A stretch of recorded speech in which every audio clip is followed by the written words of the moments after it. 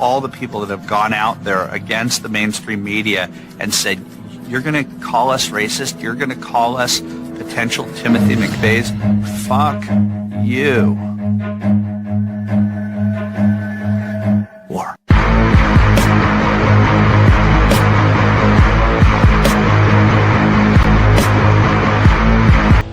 Quite sure he's right. Obsessionally neurotic. Pretty dangerous, in fact. Let us never tolerate outrageous conspiracy theories. Do you mean you doubt your powers to convince him? Say it! Say it! All right, I'll say it. Worse than that. What I'm afraid of is his power to convince me. We're talking about putting a manifestly irresponsible man on national television. Sweetheart, be reasonable. War. This is the end game.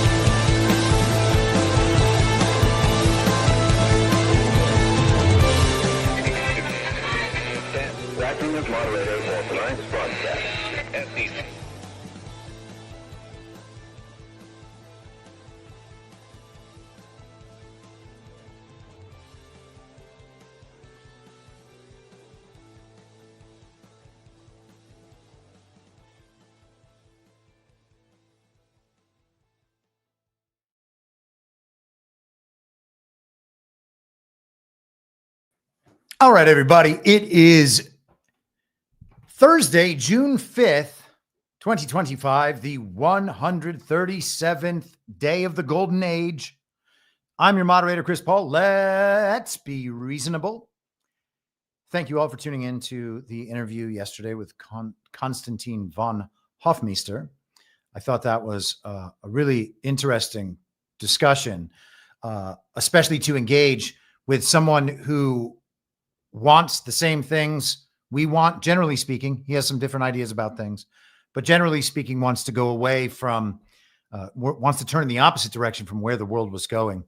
But someone over in Europe who has to deal with an entirely different set of problems. And also, I mean, I guess maybe it's just in the personality differences between Europeans and Americans, but they're going to have to do a lot more fighting.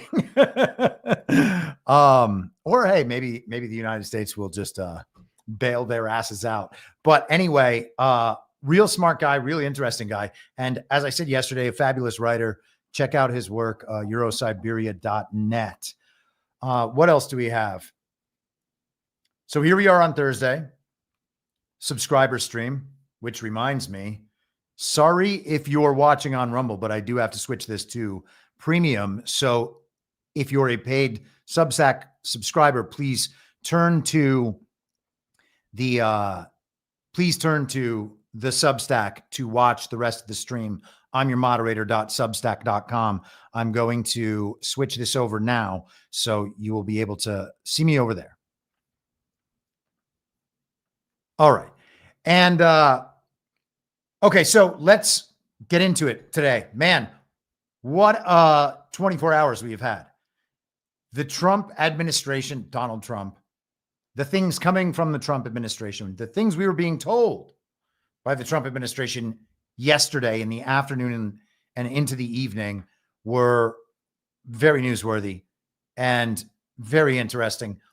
All signal, no noise for the last 24 hours. People would say the Trump Elon thing is noise. No, it's not. That's signal as well. And so we have too many things to talk about. As usual, Rocks Cry Out donated 5 subscriptions, so I just want to thank him for that right off the bat, and also said you could have started early and done at least 5 hours today. Well, yes, it's technically true that I could have done that, but that would have been a very bad idea for me, and hopefully we will not go anywhere near 5 hours. But without further ado, let's get into the big story today.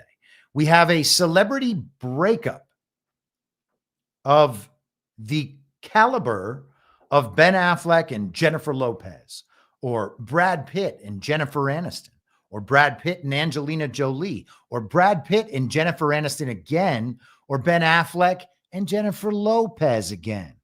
And then all the other people too. We've seen so many celebrity breakups in our life.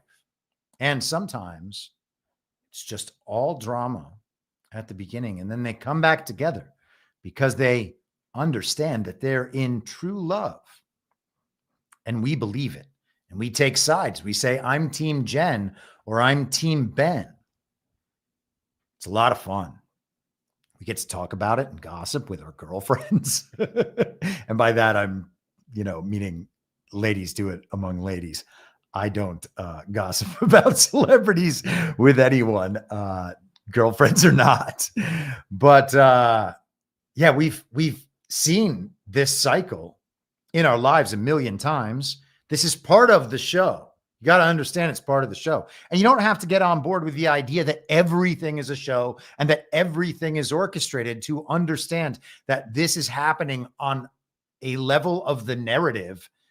And whatever the real story is behind that is largely irrelevant because the outcome, the effect in the world is the same either way. And so we're going to go through how this whole thing has gone down and what it all means.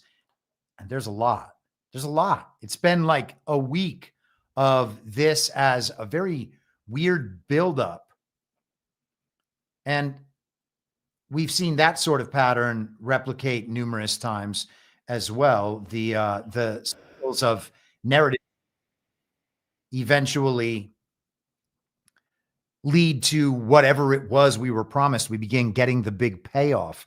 And so we are certainly having now, but here's where we started last week. This is from the New York Times themselves, the old gray lady, our paper of record, the New York Times. Never, ever the fake news, only the real fake news. On the campaign trail, Elon Musk juggled drugs and family drama. So this was last Friday, updated Saturday. So 1 week ago, well, not quite a week ago. As Elon Musk became one of Donald Trump's closest allies last year, leading raucous rallies and donating about $275 million to help him win the presidency, he was also using drugs far more intensively than previously known, according to people familiar with his activities. Mr. Musk's drug consumption went well beyond occasional use. He told people he was taking so much ketamine, a powerful anesthetic, that it was affecting his bladder, a known effect of chronic use. He took ecstasy and psychedelic mushrooms. He traveled with a daily medication box that held about 20 pills, including ones with the markings of the stimulant Adderall, according to a photo of the box and people who have seen it.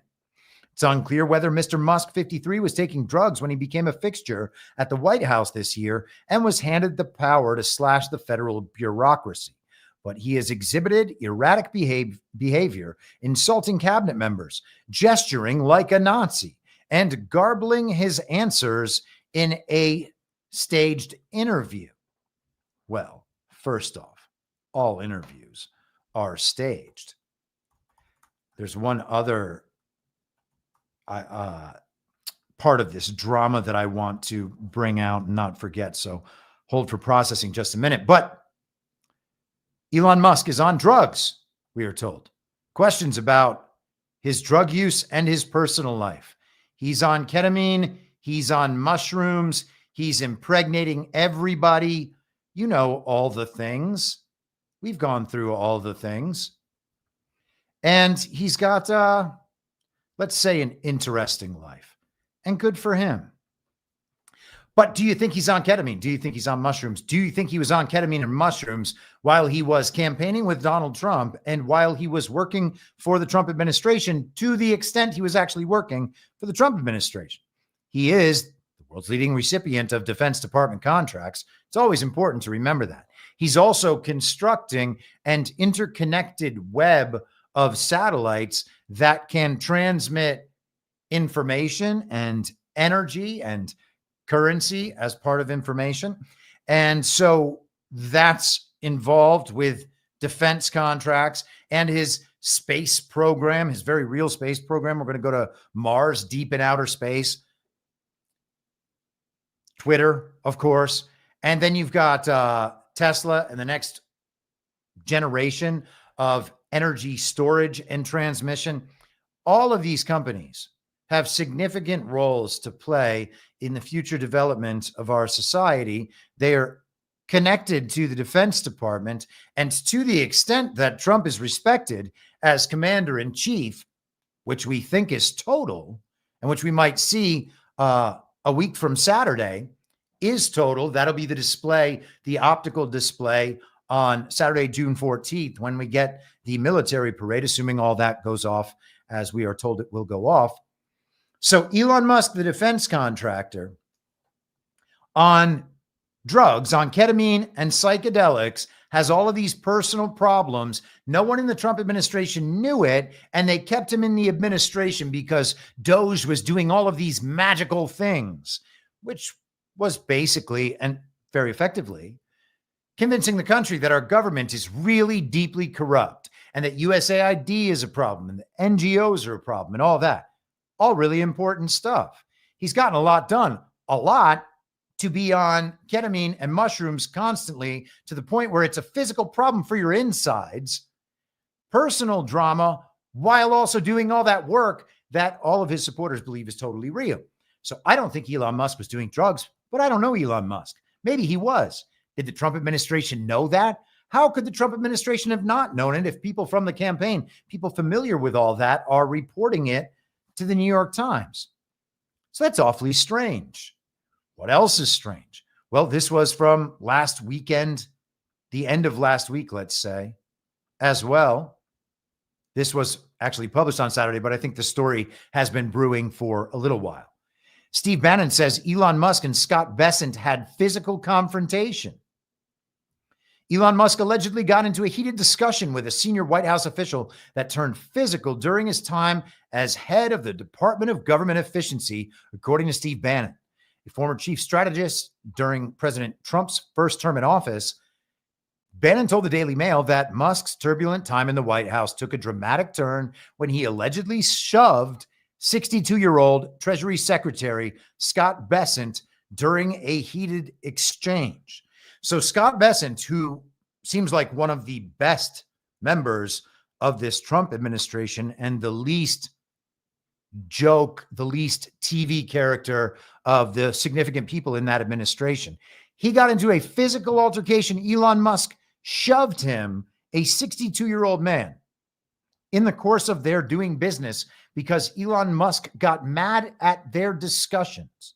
That sounds impossible. Probably even more unlikely than the ketamine and mushrooms thing. Okay. So both of those stories seem resoundingly fake. And I love Steve Bannon probably more than anyone else. And I also think that he is seeding this exact thing that we are seeing today. Okay. And he's been doing it for a really long time, keeping distance with Elon. I don't know that's the case. I just think that's the case. Okay. Steve Bannon says that's not the case. He says he's been against Elon Musk for the entire time because Elon Musk is employed by the Chinese Communist Party. He receives so much money from them and the Defense Department. We know the Chinese Communist Party and Xi are very bad. We know the Defense Department is very corrupt. Therefore, nobody is overseeing Elon. Trump got hoodwinked, and here we are. Tech oligarch wave. They must have pushed him in. All right, let's get into some of the posts and how this battle went down over the week. We'll see how this celebrity breakup took shape. As soon as X, formerly Twitter, loads. X, formerly Twitter, Elon Musk's not free speech site. And before we get into any of the rest of this, let me just state, I fully believe that what's going on today is a farce and will accomplish multiple tasks, some that it might have not even intended to accomplish. Okay. That said, we have to analyze it both ways. And at least understand there's a possibility that's not a farce. And so then we take some of this stuff seriously. And to the extent that Elon could prove to be someone who is not actually America first and who's not actually a Trump supporter and was just using Trump and his movement and the fact that a fake election was going to happen to elevate himself and people like him to dominate the public conversation so they could then split off and move on. Well, the first hint that something like that was possible was the fact that Elon said he had a free speech site that everyone knows isn't a free speech site, and people still praise it for him anyway. And of course, Donald Trump helps to sell that story. Okay. So let's see Elon Musk beginning to sour on the big, beautiful bill that he had always supported before. And you'll remember just last week on Friday afternoon, we were talking about Elon Musk in the Oval Office, he and Trump joking around. Trump made a big show out of giving him a big golden key in the Oval Office last week after the House had already passed the big, beautiful bill. And there was no problem. And then they looked up at the golden presidential seal on the Oval Office ceiling, marveling about how cool it was. And Elon was asked about his ketamine use and his weird little black eye and kind of brushed those comments off. Trump didn't seem too upset about it. Neither of them seemed upset about it. Elon had run out his time as a special government employee, as if that designation matters in a real world way. And he was going to move on. So they were announcing that he was leaving, but they would always be together. That's what we were told just last week. And now here we have Elon Musk on Tuesday saying, "I'm sorry, but I just can't stand it anymore. This massive, outrageous, pork-filled congressional spending bill is a disgusting abomination. Shame on those who voted for it. You know you did wrong. You know it." Now, it may well be true that the congressmen voting for that bill know they did wrong. Okay. We don't know the mechanics of this whole thing. We can assume that Trump really does want the big, beautiful bill because there are arguments for him wanting it. He keeps saying he wants it, and he has people like Stephen Miller out there defending the bill very strongly. Okay. It's also possible that in that bill, there is an enormous amount of wasteful spending that was brought in to the process by our unelected congressmen and senators. And to the extent that those items are pointed out, well, then we could remove those. And that's going to help, right? And Trump's hands are clean on that one. Okay, Trump's hands are clean no matter what on the budget. The president submits a budget to Congress. That is a presidential budget proposal outlining the priorities of the administration. It's not, here's this, I'm going to force you to pass it. I mean, I guess it could be, but it's not technically that. It's not constructed as that. And Congress has the power of the purse if we were under a constitutional system. And of course, we're not. So you can scrap the rules there too. And you can believe that the rules are real and that the rules could even be enforced. But the point of scrapping the rules in your head is because then you analyze the situation as it exists where neither of these sides actually care about the rules. Okay. We're past that. All right. So you can go against the bill. You can go against spending if people want to talk about deficit spending even more, as long as it's done in an intelligent way, and it hasn't been done in an intelligent way. But if it is, then great. Get the country to be clear that we should not be spending money on all of this bullshit, and that our government does nothing but spend money on bullshit after printing money out of thin air that they then pin to the backs, to the blood and the sweat of the American people. Okay. That debt is just, you are the collateral for that debt. Your interminable work and consumption is the collateral for that debt. That's why they all give us registration numbers. They don't do that. They only do that in Nazi Germany. Yeah, they did it there and they did it here at the same time. And we were just told it was for our own good, for Social Security. Let's keep going with Elon. Wait, did we read? We read about the big, beautiful bill, did we not? Man, it's just so much going on. Yeah, we read about that. All right, so let's keep moving here. So we have various pieces of analysis from Elon over the last couple of days, but most particularly today. Let's get to some of those. Here we are. So Elon Musk, in a reply, says we need a new bill that doesn't grow the deficit.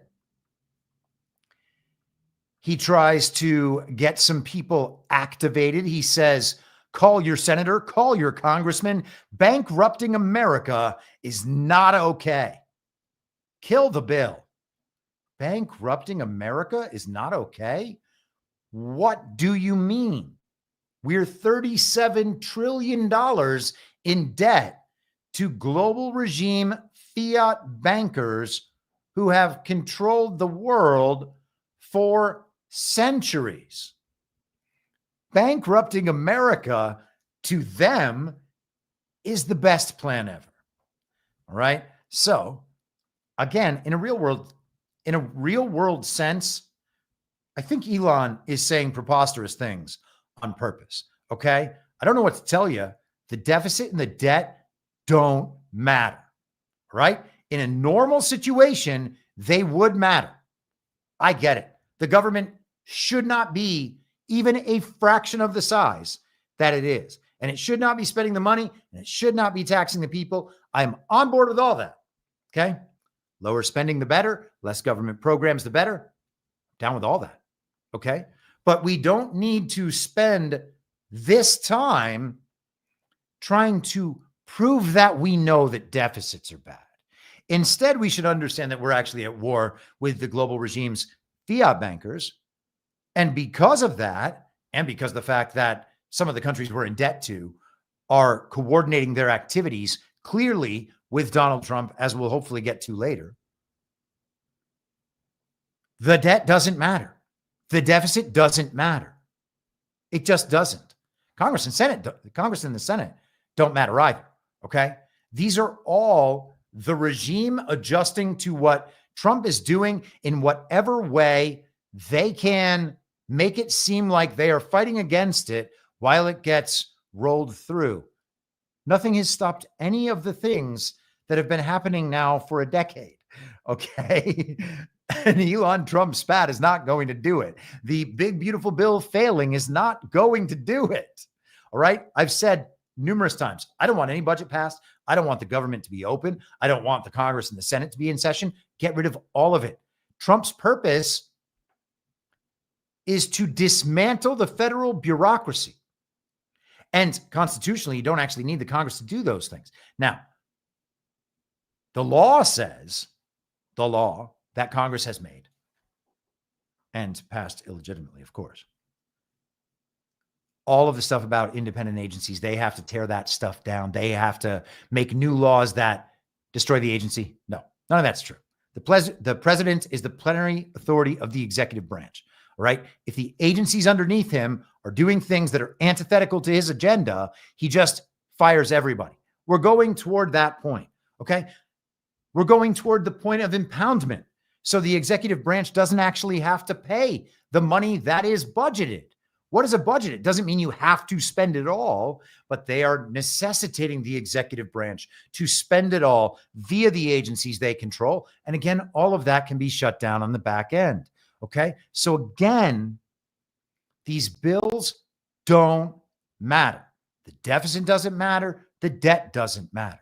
Okay. This is not irresponsible fiscal ideology. Okay. The point is to realize that we are not in the normal situation. We haven't been in the normal situation for the better part of 5 years, if not much longer than that. And we should stop pretending, and we should stop having emotional reactions to what we see on the television and what we see on social media, because it's all bullshit. Okay. Twitter is the new mainstream media. A central narrative gets delivered on 3 television channels, on 3 cable channels, and it used to be 3 and then 4 network television channels. Every night, 6 p.m., people get home from work, turn the TV on while they eat dinner because they don't want to talk to each other. And then they listen to the news, what's happening in the world. And the machine tells us what to think. Okay, so it gets delivered on those 3 and then 4 network channels, Fox, MSNBC, and CNN on the cable channels. All central narrative delivery systems of 20 years ago. And then it begins to move and shift towards social media. And we still have the television, and that still appeals to people who still watch television, but there's not very many of those. And so they have to reach everyone else from a different direction.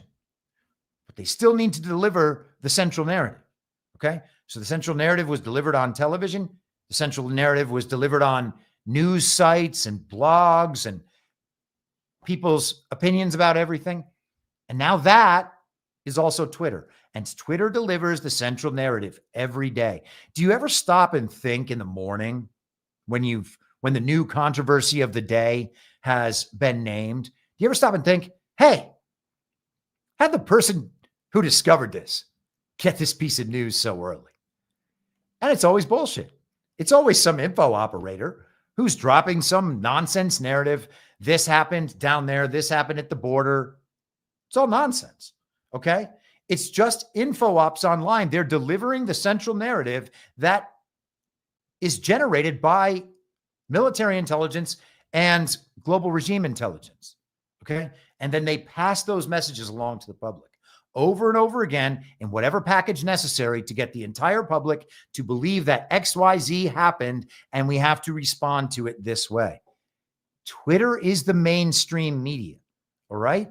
I know you think that there's really smart people on there. I know that it seems like it's really fun and it's well worth your time. There's a reason I quit that site a year and a half ago. All right. It's retarded over there. Okay. It is a censored space where the real conversation is kept out of the platform. You know how I know that? Because some of the smartest people I know generally totally believe what's on Twitter and that the political tenor is accurate, but it isn't. Okay. They never see the next step because of that info stream. And so we talked about that at long length back in 2022 and 2023 when Elon bought Twitter, quote unquote, probably didn't buy it. And shortly after that, well, that was the time, roughly the time that I got back on, late September 2022, after being suspended for 2 years. And then the Ron DeSantis simp op started, and I spent 15 months pointing out to everybody what Con Inc. was and what their info ops look like. And I think we nailed that one. And again, it doesn't matter whether or not Ron is kayfabe, just like it doesn't matter if Elon's kayfabe. What you're seeing is that the forces that gravitate toward them as opposed to Trump come out of the woodwork to support them because they think they have a chance to finally get rid of Trump. If we just support Ron hard enough, Trump will be gone, and then we will have gotten through this period without ever having to actually declare our support for Trump, except when we vote, relative to something that we can plausibly call the worst thing imaginable. Okay? There's a lot of people who get their pro-MAGA cred without having done anything aside from saying that they voted for Donald Trump. We can see all those people online. It's the same people that it was back then. People who are obsessed with the Republican establishment, the neocons, and the tech dorks. Okay? That's who Twitter's dominated by. All the smartest people on Twitter, the All In podcast, and Naval Ramakant, or whatever his name is. Ravikant, I think is his name. These people are normies. Okay? Don't know what to tell you. It's because they've spent all their time for the last 5 years huddled around the intellectual kids table, certain that there are things that can't be said there but also they're getting the whole story, and all of them are very smart. They figured it all out. That's not true, okay? It's not true that Twitter is the smartest space. Twitter is a space where science lovers and finance lovers and people who want attention have a virtue signaling contest about who's the smartest and most Twittery. And those people get retweeted by Elon because everybody grovels for Elon retweets, because then they can earn regime fiat bucks on Twitter. It's a very stupid platform. And the fact that it is that so many people are revolting against Donald Trump, thinking that they're going to ride the Elon train to ultimate victory, is proof of the retardation on that site. And they're all the smartest and most prominent people, aren't they? I know there's a few MAGA influencers out there who are strong on Trump's side, but not many. Let's keep going with Elon. Elon responds to Rand Paul yesterday. While I oppose increasing the debt ceiling by $5 trillion, I enthusiastically support making the tax cuts permanent and could vote for the big, not yet beautiful bill if the debt ceiling were voted on separately. Well, okay. The spending bill contains the largest increase in the debt ceiling in U.S. history. It is the debt slavery bill. Well, all right, that does sound terrible. I agree. We can all agree that the way the country has spent money for all of this time is, in fact, terrible. I'm down with that. I would never argue with that. Let's keep going. So, in the evening yesterday, Stephen Miller, who I mentioned before, said, I was on the campaign trail with President Trump all across America. He promised in every rally to pass the tax cuts, fully secure the border, deport the illegals, dismantle the criminal gangs, unleash American energy, build the missile defense shield, reshore our manufacturing base, and enact no tax on tips, overtime, and Social Security. To thunderous applause, in speech after speech, he won in a landslide, and he overcame 10 years of lawfare, witch hunts, persecution, and 2 near assassinations to deliver on this extraordinary agenda. Now, all of that is stuff that definitely happened in the narrative and not so definitely happened in reality. But the narrative is all that matters. The House has passed a bill to codify each and every one of these promises, which is why the House should be loudly and enthusiastically celebrated for keeping our sacred vows to the American people. The Libertarian candidate who ran on the Rand platform got 0.5% of the national vote. This isn't hard. The only choice is to keep our promises to the American people. And I would suggest again that if you are a Rand Paul fan or a Thomas Massie fan, and you are virtue signaling about your fiscal conservatism while being a libertarian, I would encourage you to remember that the Libertarian Party is gay, and that the only person in this entire scenario who can be reliably trusted, who can be trusted to be reliably on the right side of these things, ultimately, although maybe not now, but ultimately, is Donald Trump. None of these people have a record of accomplishment or principle, okay? Neither Massie nor Rand Paul even voted to object to the electors in 2021 on January 6th. Okay. Whose fault is that? Now, if they're part of some great white hat op, then so be it. All right. And we could say, oh man, I thought there was a chance that was true. Hey, sorry for not giving you more of the benefit of the doubt. I'm totally open to doing that someday. Okay. Till then, they deserve no trust whatsoever. They have not done anything that would warrant our trust, or thinking that they know better than Trump because they're being fiscal conservatives, and Trump isn't being one. That's madness. Let's continue. here is, so today things began to escalate and also get quite funny. But look at this one. Elon Musk, without me, Trump would have lost the election. Dems would control the House and the Republicans would be 51-49 in the Senate. Well, Elon, unless your $275 million went to rig elections all over the country, that ain't true. Okay? No one in the Republican primary. Let's just analyze it as though elections are real. They're not real, but let's analyze it as though they are, just so that our bases are covered. Okay? To the extent that the fake primary was real, and it wasn't. None of those people came anywhere close to defeating Donald Trump, and it had nothing to do with the votes. It had to do with the fact that as soon as they turned on Trump, everybody hated them immediately, even if they really, really liked them before that. And some people, they stayed with Ron.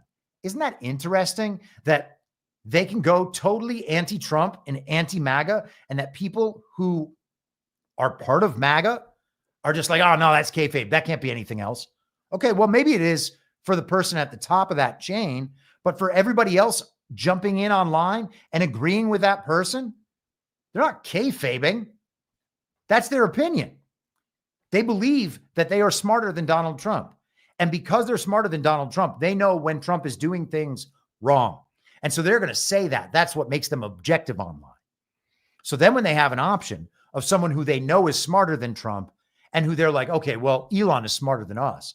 Elon knows what he's doing. We got to go with Elon. They leave immediately. Ron DeSantis, Vivek Ramaswamy, Nikki Haley, JD Vance, always leaving Trump, always leaving him. The Daily Weimar, The Blaze, Fox News, all these television characters and all these outlets, all the influencers, the Ian Miles Carrolls, the Joe Rogans, the Dave Rubins, all of the people who were on the left and then became on the right, like Russell Brand maybe is legit, I don't know, but Glenn Greenwald, all these people make themselves jokes every time they go against Trump. And every time that happens, fewer and fewer people do it because they realize, oh, no, actually, everybody is really just on board with Trump. Okay?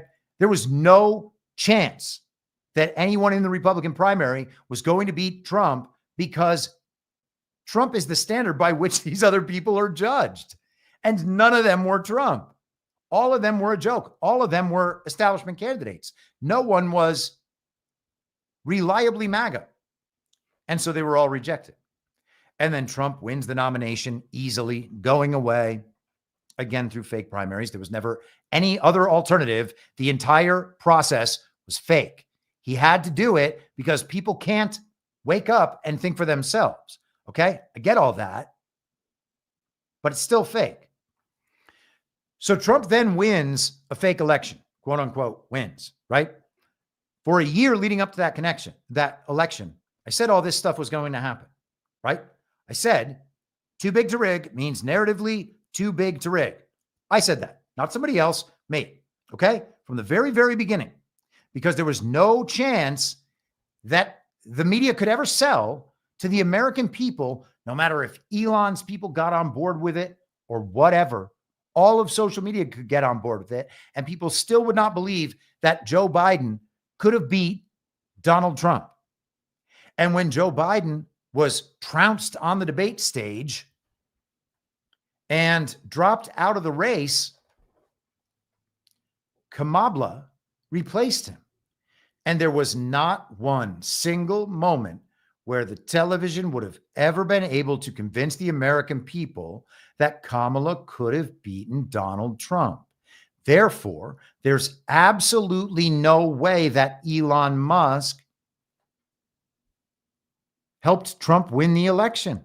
He might have helped him sell the narrative, but Trump was already going to win no matter what. There was no narrative that could have gone the other way. So why not align yourself with the certain winner and then take credit for his win. And hey, that's what Ben Shapiro and Charlie Kirk did too. Isn't that crazy? The New York Times even gave them credit for it. Wild, huh?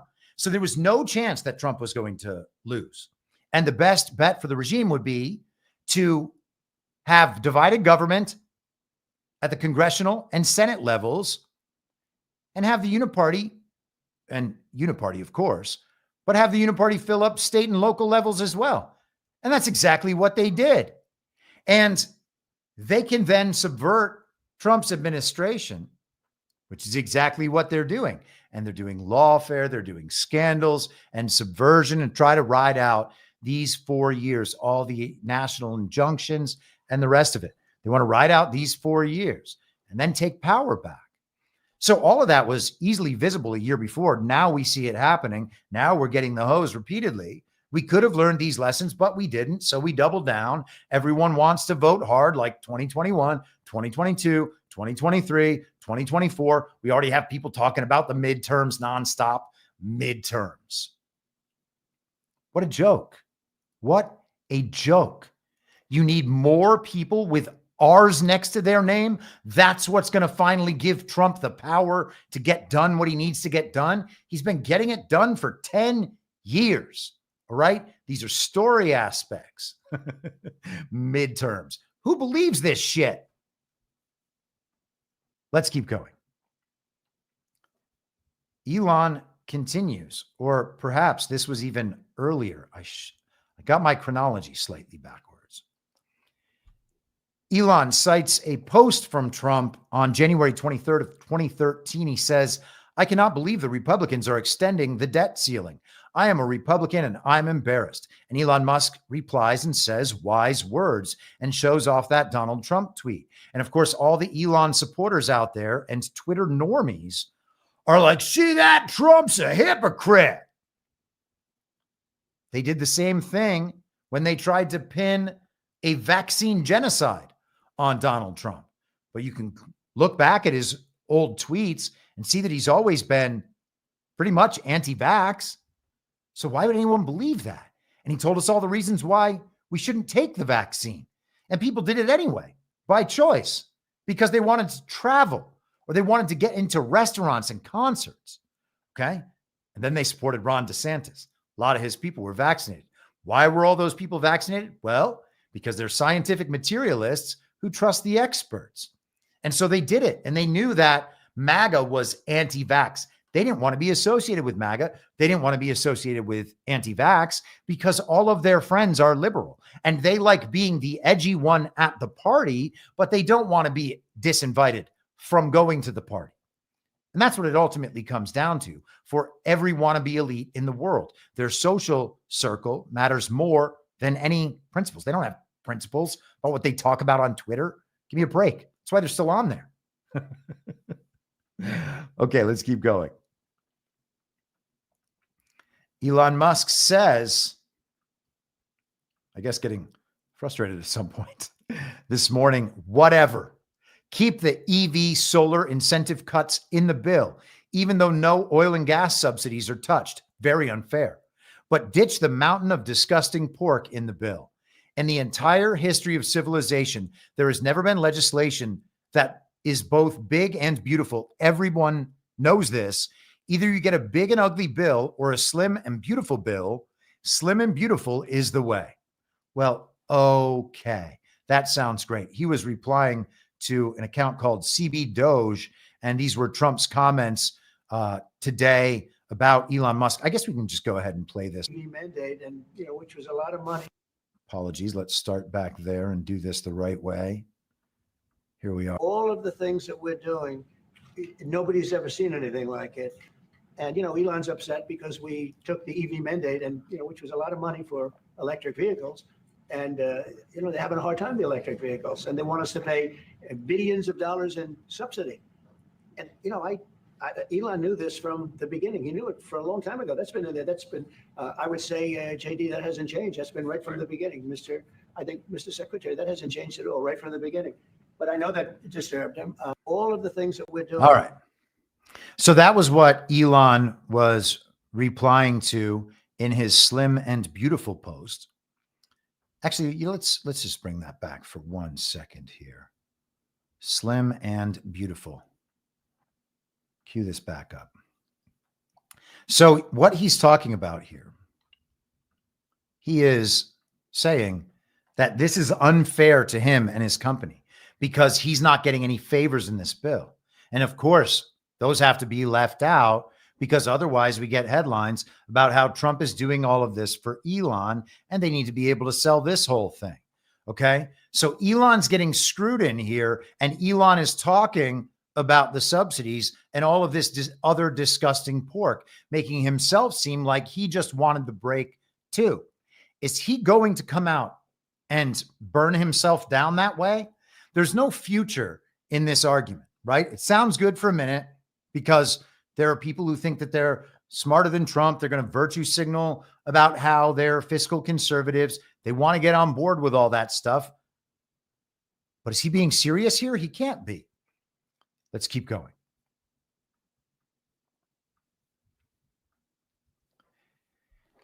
Thomas Massey, this afternoon, this was, just this afternoon. This house, gosh, man, I am retarded. I just read the same two words wrong twice. The House has a 72-hour rule which requires the bill to be posted 72 hours before passage. But the speaker circumvented this rule with a manager's amendment that rewrote and added substantial portions of the bill as it went through the Rules Committee the night the bill was passed. There's another House rule which requires a day to pass before voting on a bill after the Rules Committee has modified it. Would you believe the House voted to suspend that so-called same-day rule? This means the final language of the bill was released only a few minutes before debate began. The vote on the rule change and the vote on the bill followed within a couple of hours. Elon is right. Members of Congress didn't even know what was in this bill until the night it passed. A few other members have also made this clear. And so Elon says, not even those in Congress who had to vote on the big, ugly spending bill had time to read it. Well, if that's the case, and by the way, we saw that was the case with Marjorie Taylor Greene making herself an issue the other day. She said, hey, I didn't read this part about the AI thing. That was wrong. I'll do better. So that she can also say, well, no one else read it. Now Elon's saying no one else read it. Thomas Massey's saying they didn't even follow the congressional rules to pass the thing. Well, he didn't follow the congressional rules for anything, and he also didn't get elected. So you can wipe all that away. Understand that now we have it understood by the public that the congressmen are not reading the legislation they're voting upon. Okay? That is a total violation of their fiduciary duty. That is a total violation of their oath. To the extent that they ever were legitimate, and they weren't, this would delegitimize them. Congressmen should not vote for spending bills they haven't read. They shouldn't vote for anything they haven't read. If you want to say the people at home, their constituents, want the big, beautiful bill passed, and so they voted the way their constituents wanted them to, well, that's a good argument. Nobody's making that argument. I would be interested in making that argument, or hearing them make the argument, I should say. Any of the congressmen who voted for the big, beautiful bill, they could say, my constituents at home are fully on board with the Trump agenda. And if this is what the president says he wants, this is what my constituents are backing. That's what I'm voting for. That would actually be doing that job the correct way. But of course, that would be pointless because on Twitter, the entire point is to virtue signal about your principles. Let's keep going. Congressmen do not read our bill. What a thing for us to learn throughout this process. For everyone to know completely. Trump said on July 31st, 2012, this one is also out of order. This is from this, Elon's reply is from this morning. No member of Congress should be eligible for re-election if our country's budget is not balanced, deficits not allowed. Elon says, I couldn't agree more. And so, again, the same sort of people are like, Trump's a hypocrite. He used to think this, and now he's arguing for it. He's a hypocrite. Let's show everybody how stupid Trump is. Well, okay. But you're also having people agree with the idea that no member of Congress should be eligible for re-election if our country's budget is not balanced because deficits are not allowed. Well, what would that mean? Are the congressmen going to be able to balance a budget? No. No, there's not going to be a balanced budget that the Congress is going to hold to and then pass. We don't need to be ridiculous. So that means immediately none of these congressmen should be reelected. And of course, they shouldn't. Keep going.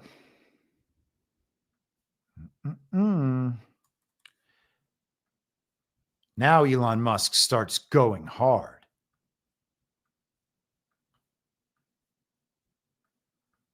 But not the big bomb, not yet. So Elon says this afternoon, the big ugly bill will increase the deficit to $2.5 trillion. And here he is yesterday on Fox Business talking about how the big ugly bill is going to destroy everything. I think that we've got this enormous federal budget deficit, and it's a $2 trillion deficit. It keeps growing. Our interest payments are higher than our Defense Department budget. That's I think was the real wake-up call for me, was looking at seeing that the interest payments on national debt exceeded the Defense Department budget. And that was only growing over time, which meant if we didn't do something about this, then there won't be any money for anything. We'll just be servicing debt. And you know how to read an income statement, and you know how to read a balance sheet. You've had some business experience. I'm kidding, but yeah, you know about this stuff. Yeah, I mean, really, I just don't want America to go bankrupt. So it's a call to action. You're hearing a call to action. Yeah. You giving up your other stuff? I mean, how are you running your other businesses? With great difficulty. Yeah, I mean. But there's no turning back, you're saying? I'm just here trying to make government more efficient, eliminate waste and fraud, and so far we're making good progress. Just here to make government more efficient and eliminate waste and fraud. How about we make government much smaller and stop worrying about efficiency in a government that shouldn't exist in its current form? How about that? So Elon's going out there, and as you might have seen down in the corner of the screen, Fox Business was having Stephen Miller on next. And Stephen Miller would, of course, come on and talk about how good the big, beautiful bill is. Donald Trump this morning truthed out, shockingly, the Democrat-controlled CBO, the Congressional Budget Office, just announced that the tariffs will be reducing the deficit by at least $2.8 trillion. Too bad this information couldn't have been released earlier. It would have kept people from knowingly saying untruths. So he's accusing probably Elon Musk, but certainly others, of knowingly saying untruths. They knew the things they were saying were not true, and then they said these things anyway. They were knowingly saying untruths. Well, that's the sort of thing you would do if you were just faking it. So worth thinking about right there. But if the CBO calculates in the tariffs and they say, well, this is going to save $2.8 trillion, then everybody who's been arguing that Trump's going to blow out the deficit is wrong immediately, right? And if the facts don't back up that position ultimately, and the consensus agrees that those are not the facts, then everyone who pitched that case seems immediately anti-Trump. All right. So he's saving all this money. Then we have, the Thomas Massie and Rand Paul thing that it's going to explode the deficit. And they're factoring in the expiration of the tax cuts and saying, if we're going to re-up these tax cuts, well, then that has to count as spending. It's the government spending money to give you a tax cut relative to what they had planned.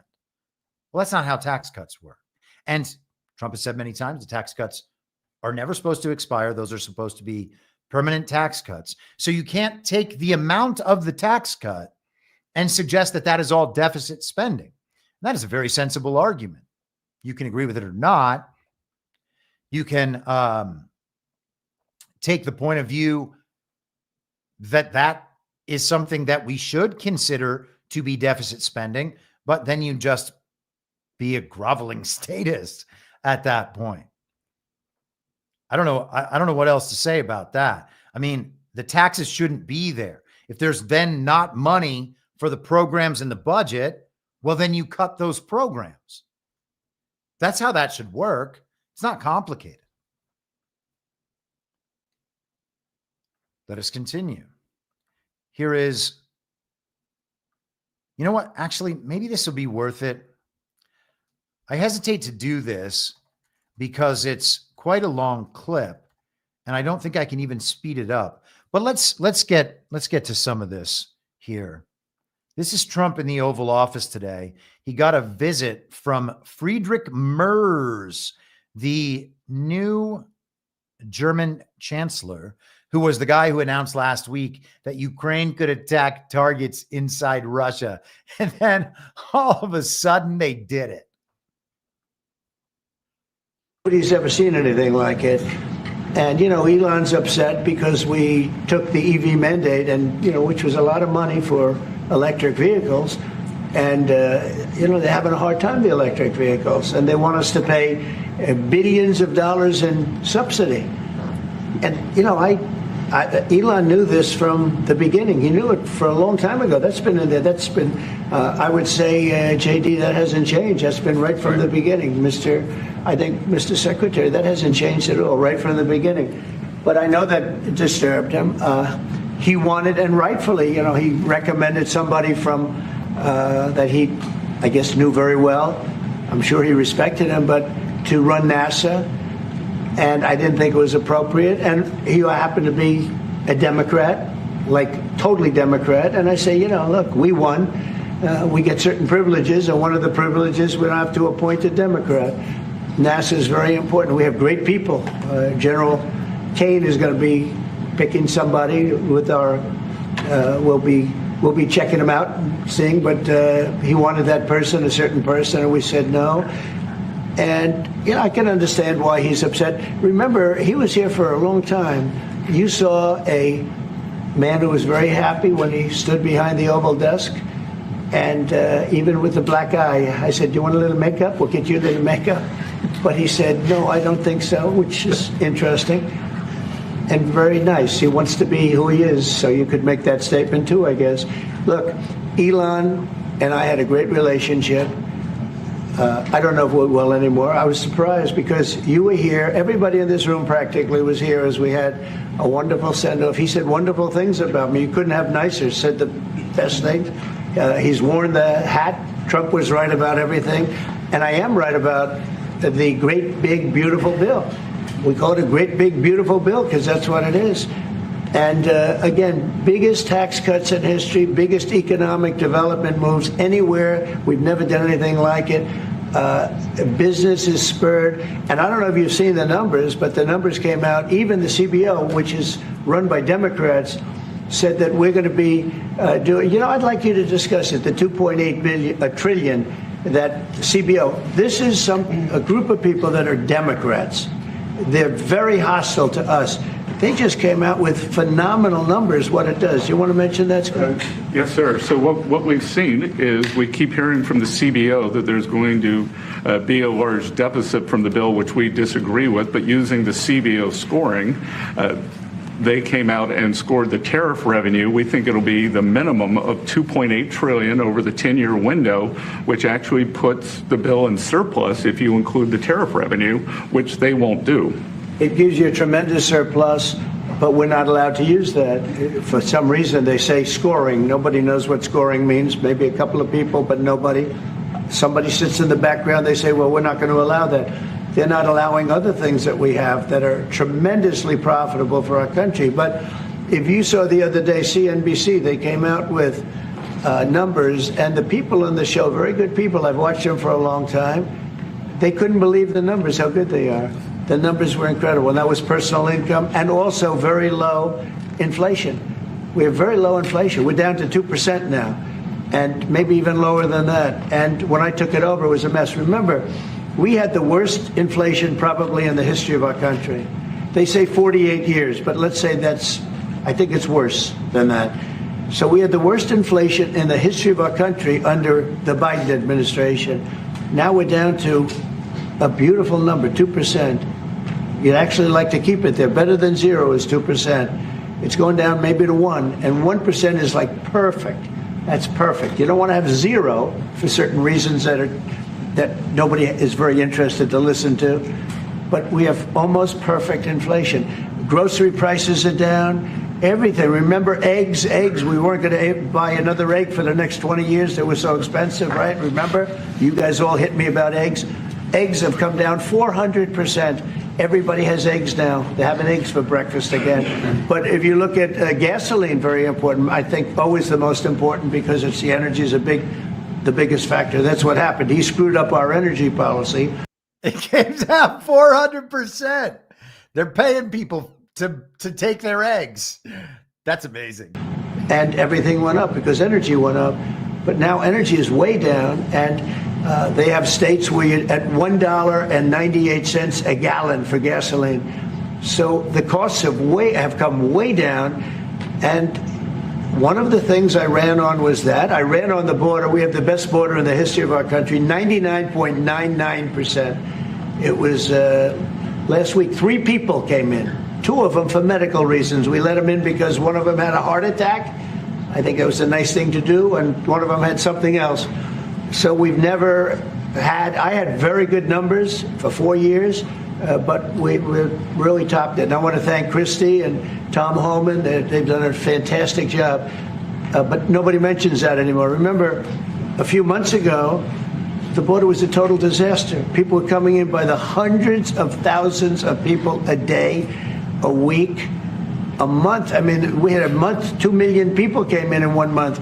The border was being overrun, and a lot of bad people, criminals, murderers, drug dealers. We had some of the worst people in the world coming in from all over the world. It's totally closed. And you know what? People are coming into our country, but they're coming in legally. So now, I should have mentioned this when we were talking about the Stephen Miller post.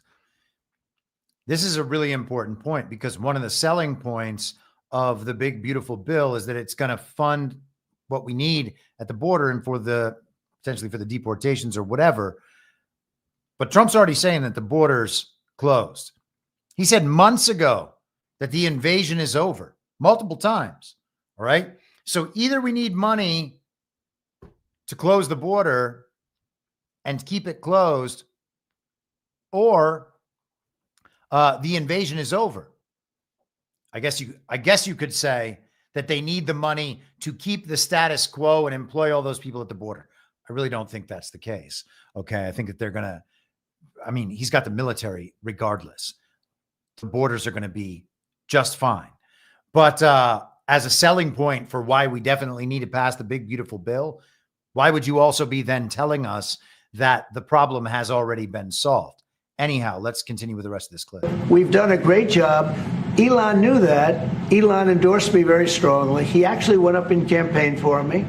I think I would have won. Susie would say I would have won Pennsylvania easily anyway, even if the governor ran, the real governor, not the governor from Minnesota, he's a sick puppy, that guy. That poor guy, I feel sorry for him. But they made a bad choice with him.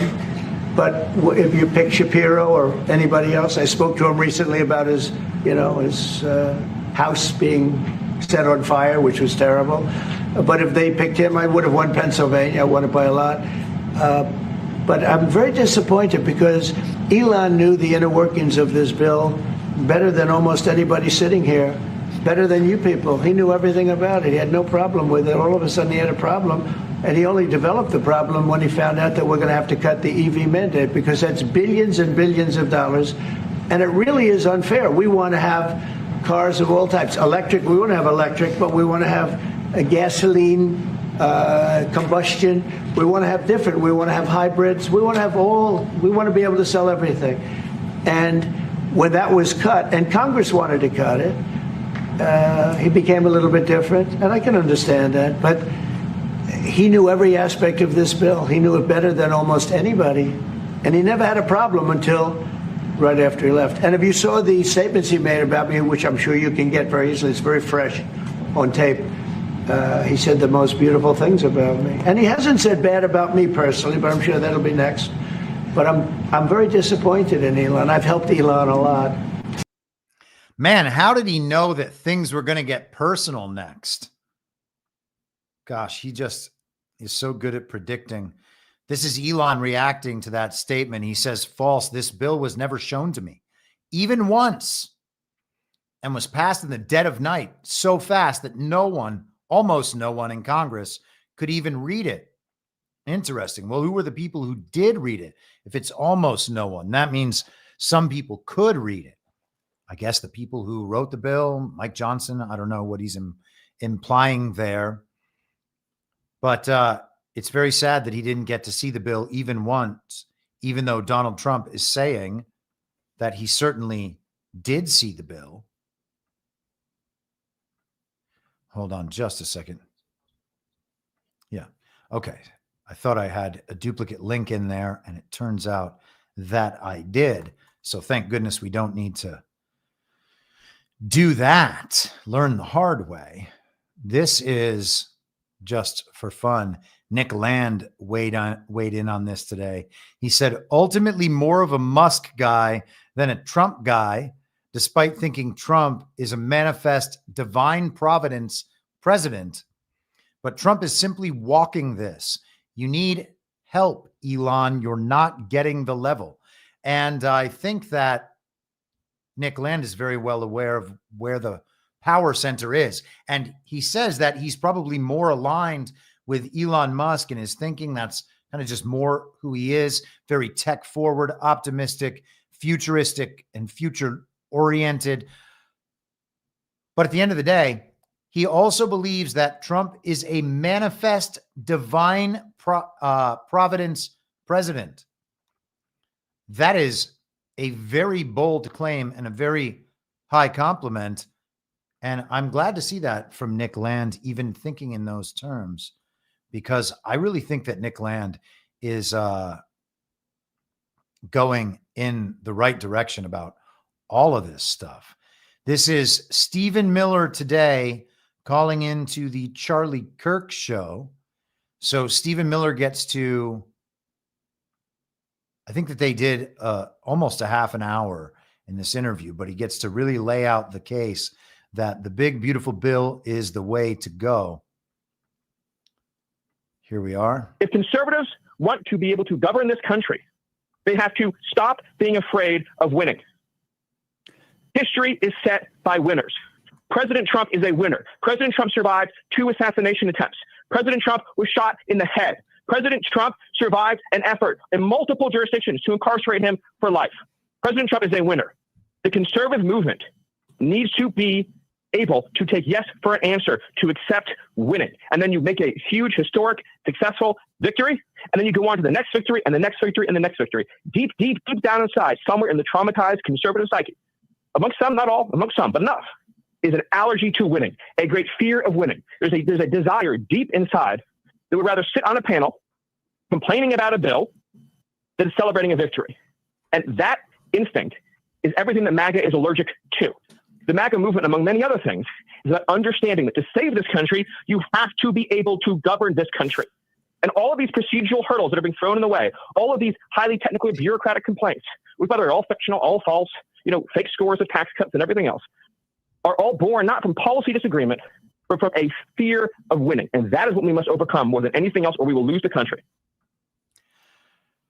All right. Stephen Miller bringing it hard, as he does. Donald Trump then began weighing in once he learned of how upset Elon was being online. And he said this afternoon on Truth Social, Elon was, quote unquote, wearing thin. I asked him to leave. I took away his EV mandate that forced everyone to buy electric cars that nobody else wanted, that he knew for months I was going to do. and he just went crazy. Ha! That's amazing. So Elon Musk has known this entire time that there would be no EV mandate. And of course, Donald Trump campaigned on that for like 2 years. So of course he knew that, and we all knew it, and basically everybody knew it. So Elon Musk knew that the whole time, and then it happened, and then his reaction was that he went crazy. Now that is just bananas. And, you know, it reminds me of this Chris Rock joke. And I got to go to it. And it's funny because this is going to make my YouTube broadcast of this get blocked, which will be very annoying. But that's how it goes sometimes. Anyway, this is Chris Rock from a special like 20 years ago. This is one of my favorite jokes of all time.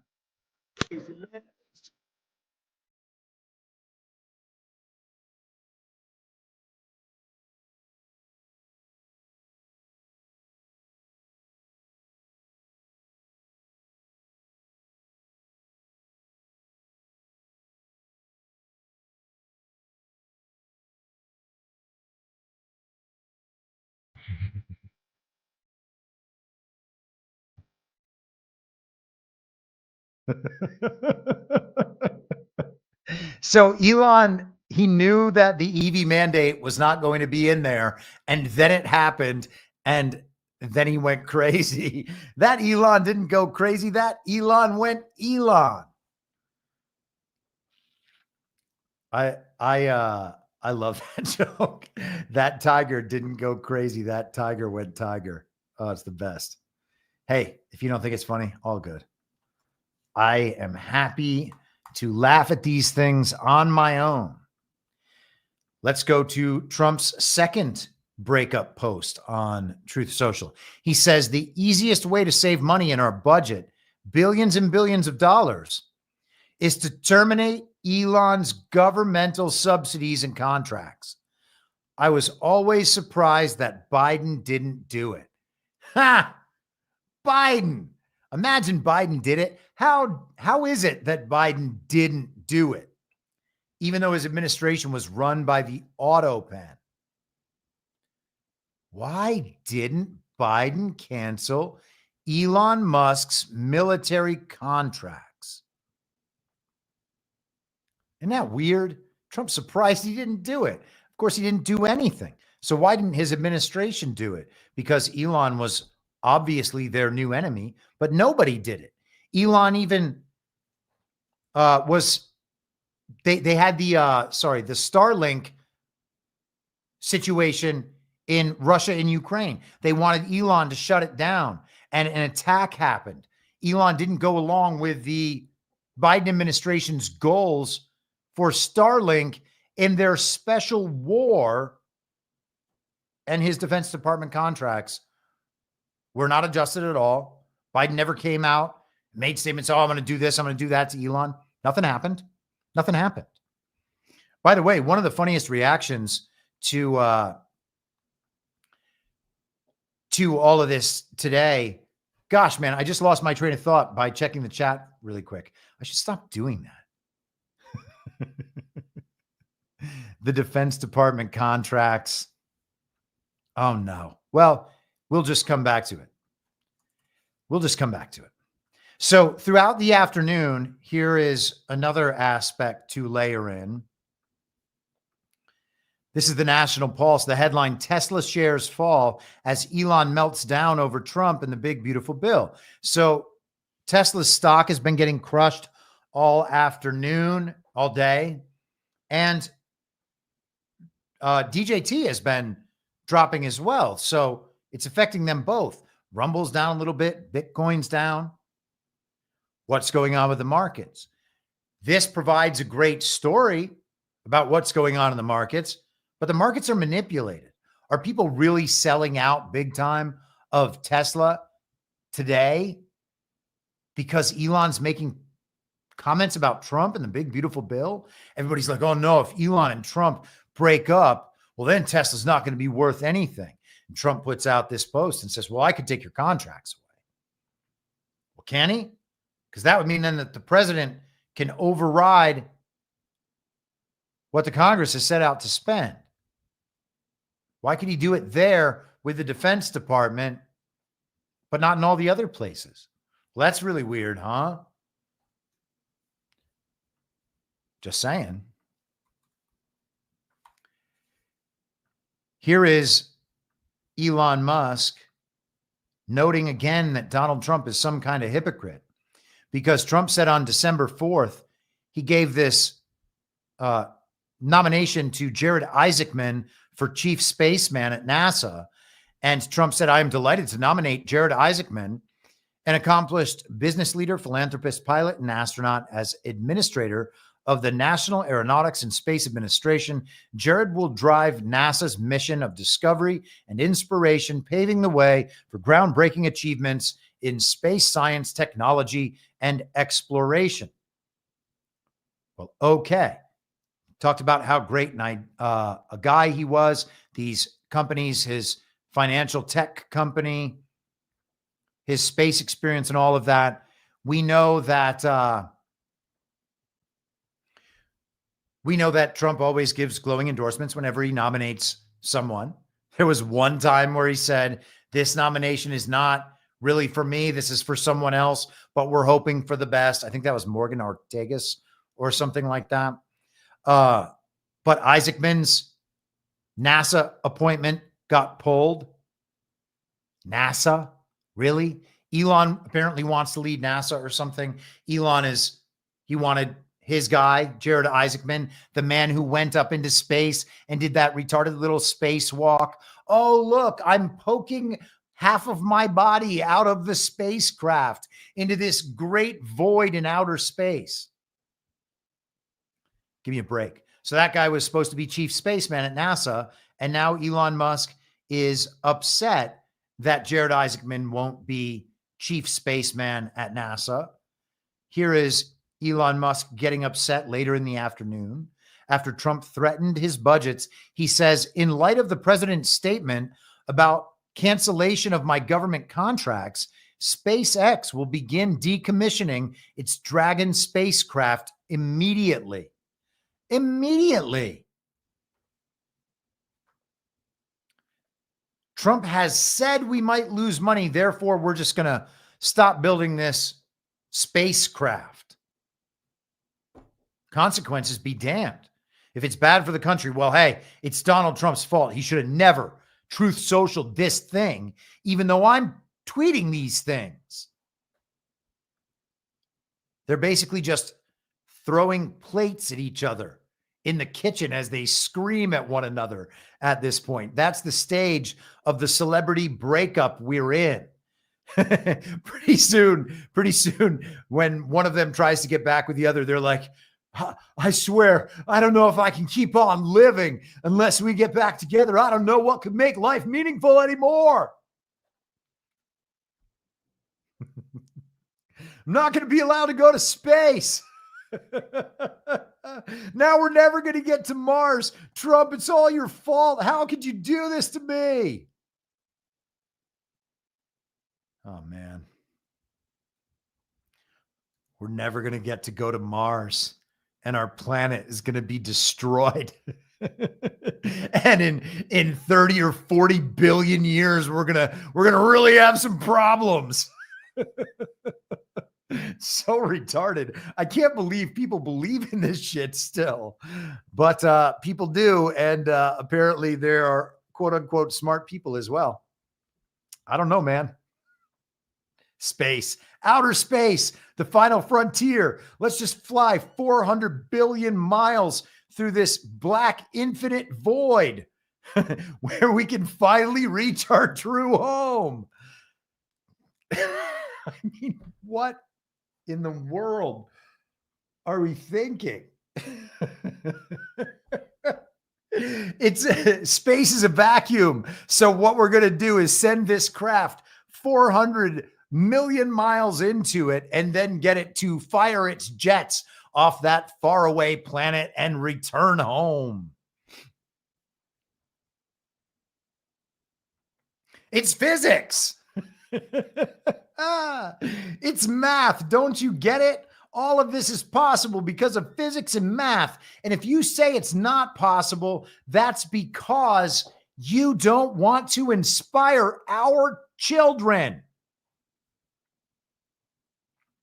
We need inspiration. We need to climb to great heights in the future. That's what space is about.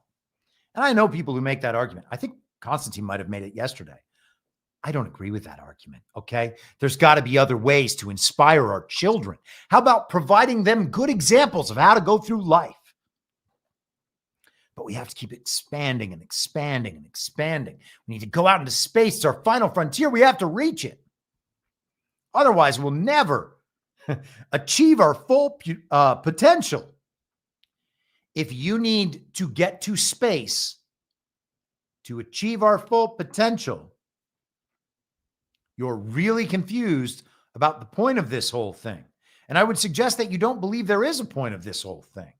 I would suggest that the only people who could believe something so ridiculous are just scientific materialists. Let us go to this Breitbart post. We got a little bit of a flashback. Trump rips Elon Musk, another bullshit artist. This is from July 11th, 2022. Another one of our highest priorities under. Whoop, sorry. Not a good contract. Everything's going wrong now. Let's go back to the beginning. Let me fix the volume so it's not screaming or muted. We're almost there. Everything is going to be okay, and here we go. Another one of our highest priorities under a Republican Congress will be to stop left-wing censorship and to restore free speech in America. And go out, by the way, while I'm here and sign up now for Truth Social. It's hot as a pistol, and you see that. I pull that one right. Leon's, I tell you what, Elon is not going to buy Twitter. Where did you hear that before? From me. From a fake account. She says fake. Did he buy it? Trump said he's not going to buy it. And then we were told Elon bought it, but. Nah, he's got himself a mess. You know, he said the other day, I've never voted for a Republican. I said, I didn't know that. He told me he voted for me. So he's another bullshit artist, but he's not going to be buying it. He's not going to be buying it. Although he might later. Who the hell knows what's going to happen? He's got a pretty rotten contract. I looked at his contract. Not a good contract.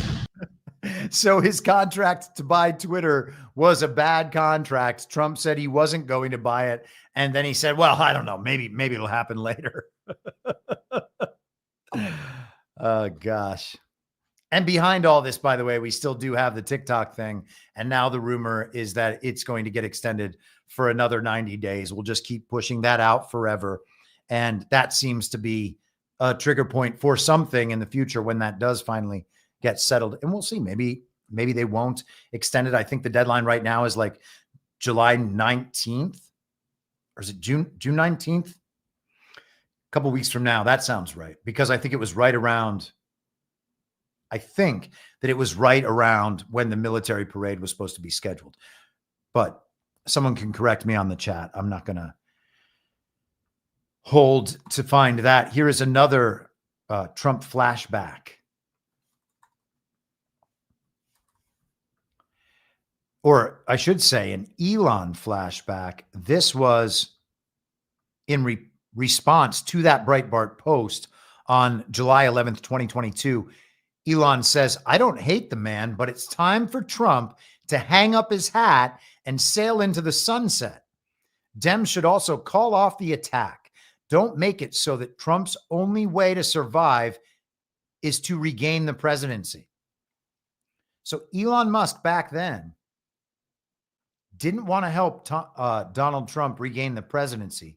He said he's just short of hating Trump. I don't hate him. You might think that I hate him. You might think it would make sense that I would hate him, but I don't hate him. But it's time for Trump to hang up his hat and sail into the sunset.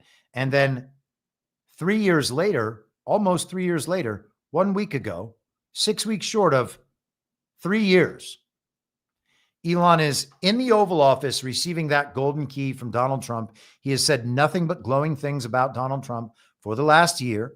Is it possible he was lying for that entire time and was upset about the big, beautiful bill? Everything that they had done together, all of it for naught, because the big, beautiful bill is just going to hurt the deficit and the debt too much. And it doesn't give Elon Musk the electronic vehicles mandate that he knew he was never going to get and that Trump campaigned on while Elon supported him. That does not make sense. And then things went nuclear. Things went nuclear. Elon Musk, time to drop the really big bomb, like the Manhattan Project size. Real Donald Trump is in the Epstein Files.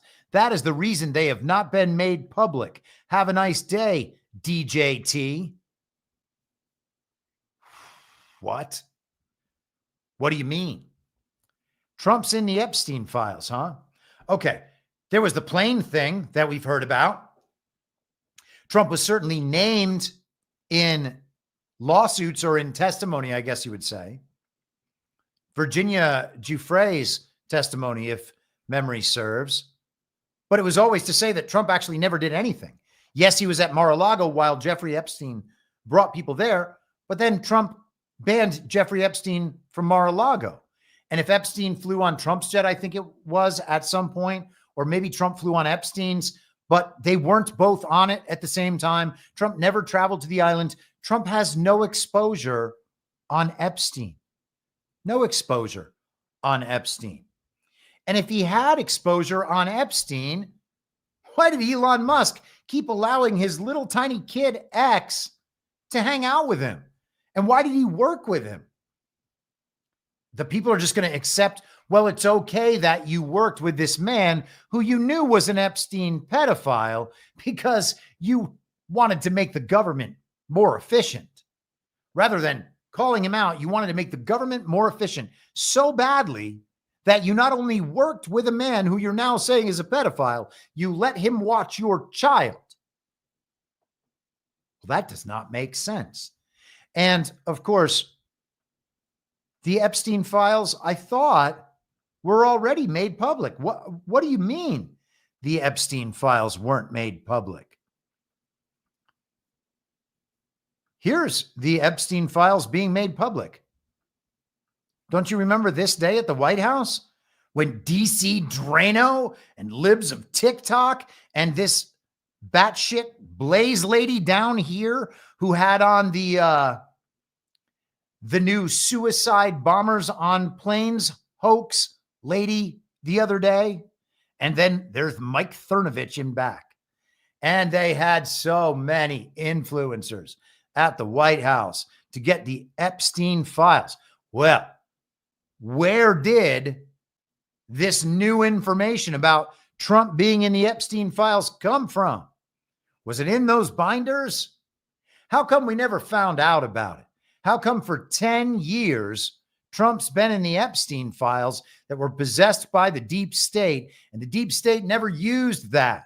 Instead, they used the PP hoax and the Russian collusion hoax and multiple impeachments and the pandemic and the summer of love and the stolen election and censorship and propaganda. How come they didn't just tell the nation that Donald Trump is one of the Epstein pedophiles? Seems like that would have taken care of this whole thing, but it didn't. And now Elon's saying it. What does it mean then that Elon Musk is saying that Trump is in the Epstein Files? This is the big bomb. Everything before now that we were throwing back and forth at each other, it was totally preposterous. It did serve purposes. It got people to discuss issues about fiscal responsibility, and the discussions are good. The virtue signaling sucks. The anti-Trump virtue signaling, because now you have a fiscally conservative way to do it and keep your street cred, that sucks. But the conversation's good. Elon Musk was saying all sorts of implausible things that could not be possibly true.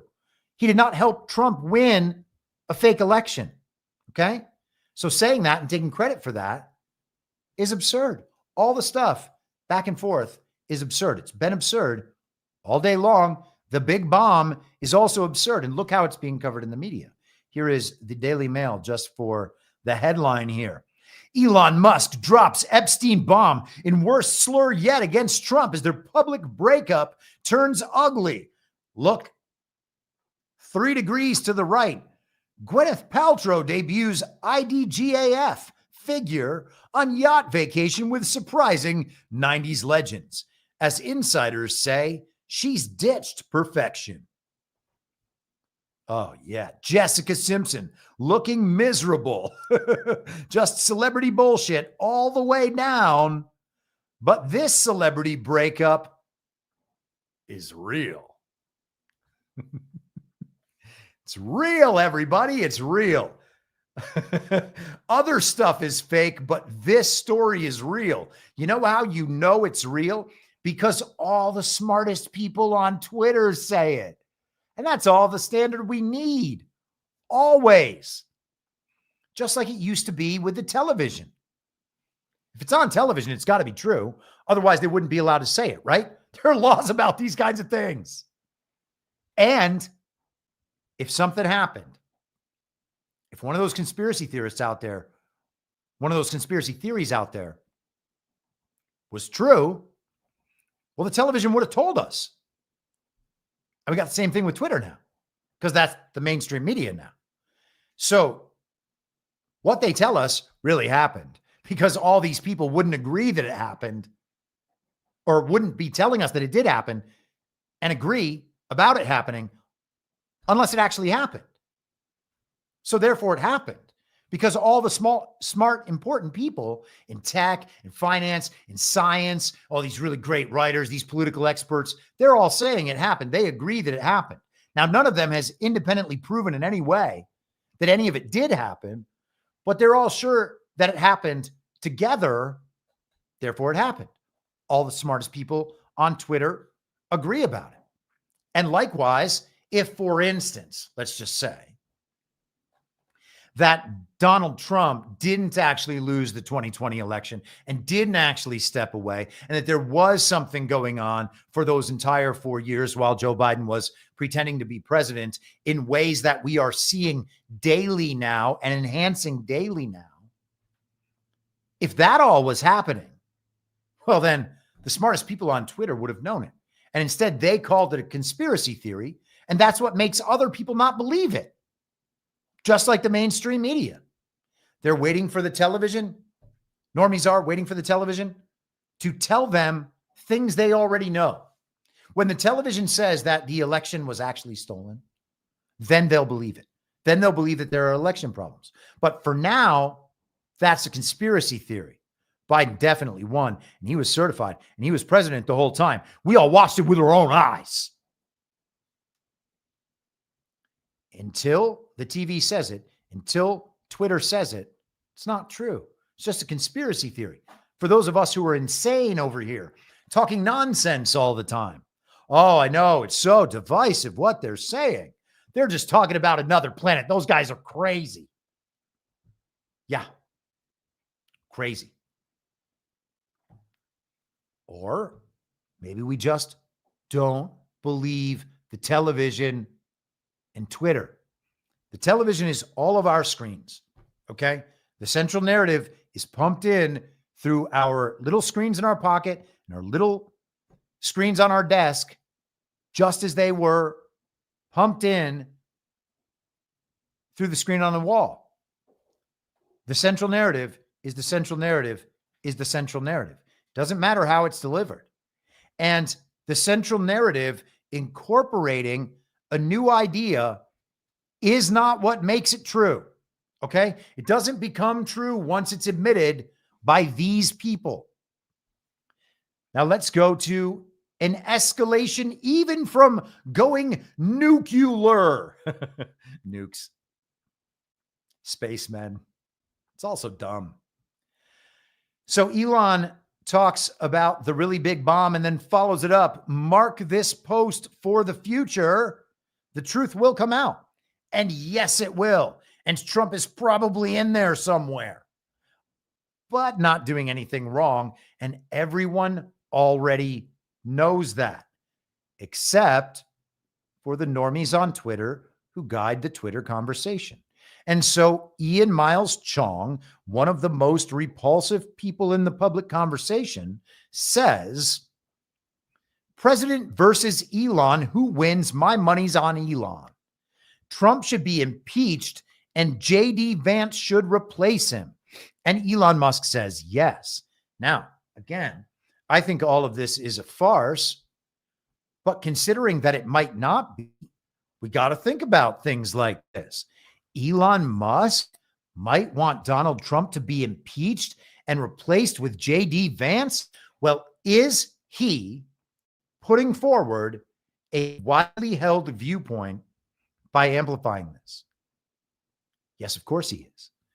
And it's probably a widely held viewpoint among Elon's peers in the tech community and all those people who jumped on board with the Trump campaign after the primaries were over. Oh, we can't have Kamala. Yes, we voted for Joe Biden 4 years ago, but we realized the error of our ways. And now we are firmly America first. I'm Bill Ackman. I'm Joe Lonsdale. We're America first, sort of, for a little while. And then we will be very happy when Elon Musk says, impeach Trump, stick J.D. Vance in there. That's what we always wanted in the first place, JD. And so we get another level of the narrative and people's true identities being unwound. Just keep going up and up and up in scale throughout the conic media and social media, through the tech media and social media. All of these people who declare themselves to be Trump aligned, but aren't really Trump aligned and have gone against Trump over and over and over again over the last 10 years.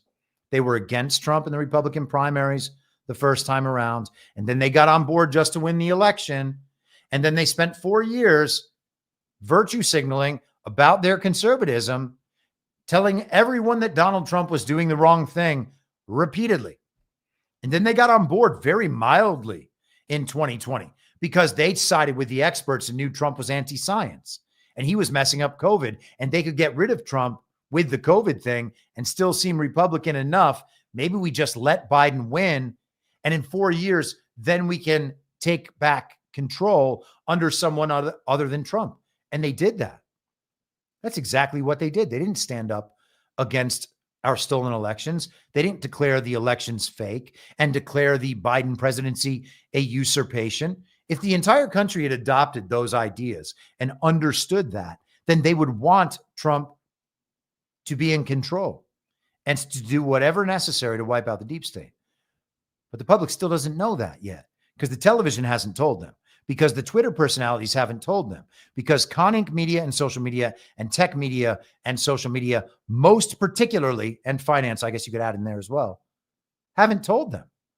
All of the wannabe elites in the world, the people still in the party of false decorum, and you don't have to be a wannabe elite to be in the party of false decorum. You just have to care more about your reputation than telling the truth, than the country, etc. Okay? If you're a scientific materialist, chances are you're also in the party of false decorum. Right?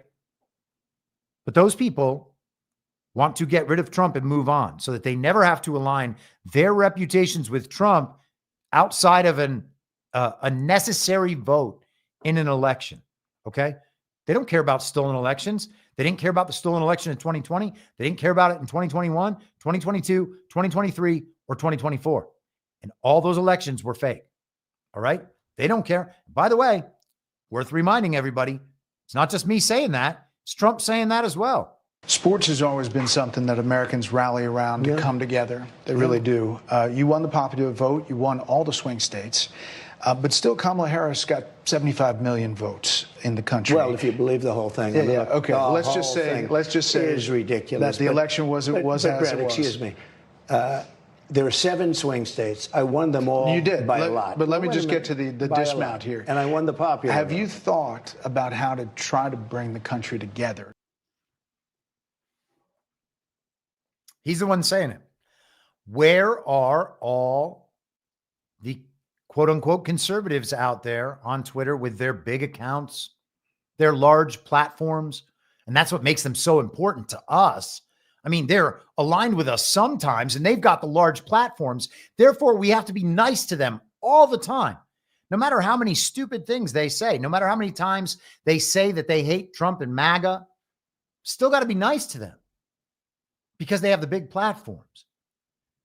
That, my friends, is responding to incentives and punishments within the party of false decorum.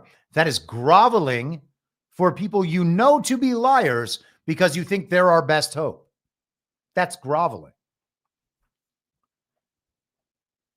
So we now have a group of people on Twitter, Con Inc., tech people, finance bros, all kinds of bros on Twitter, taking Team Elon against Donald Trump. They're going anti-Trump in the middle of 2025 and think that it's going to play well because it's Elon that they're siding with.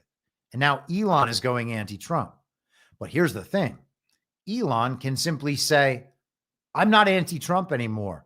We had a little bit of a disagreement and everything's totally okay again. And that's probably going to happen. I don't know that it's going to happen, but I think it's probably going to happen.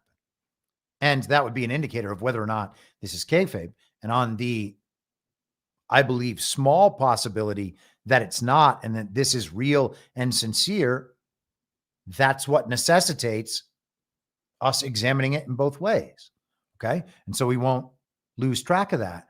But think about how many people have now come out and shown themselves to be anti-Trump, even if it's just relative to Elon Musk and JD Vance. That's not better. Okay. If Elon Musk and JD Vance are higher up than Trump in your hierarchy of who should be leading, you have no idea what's going on. All right. These people are still asleep.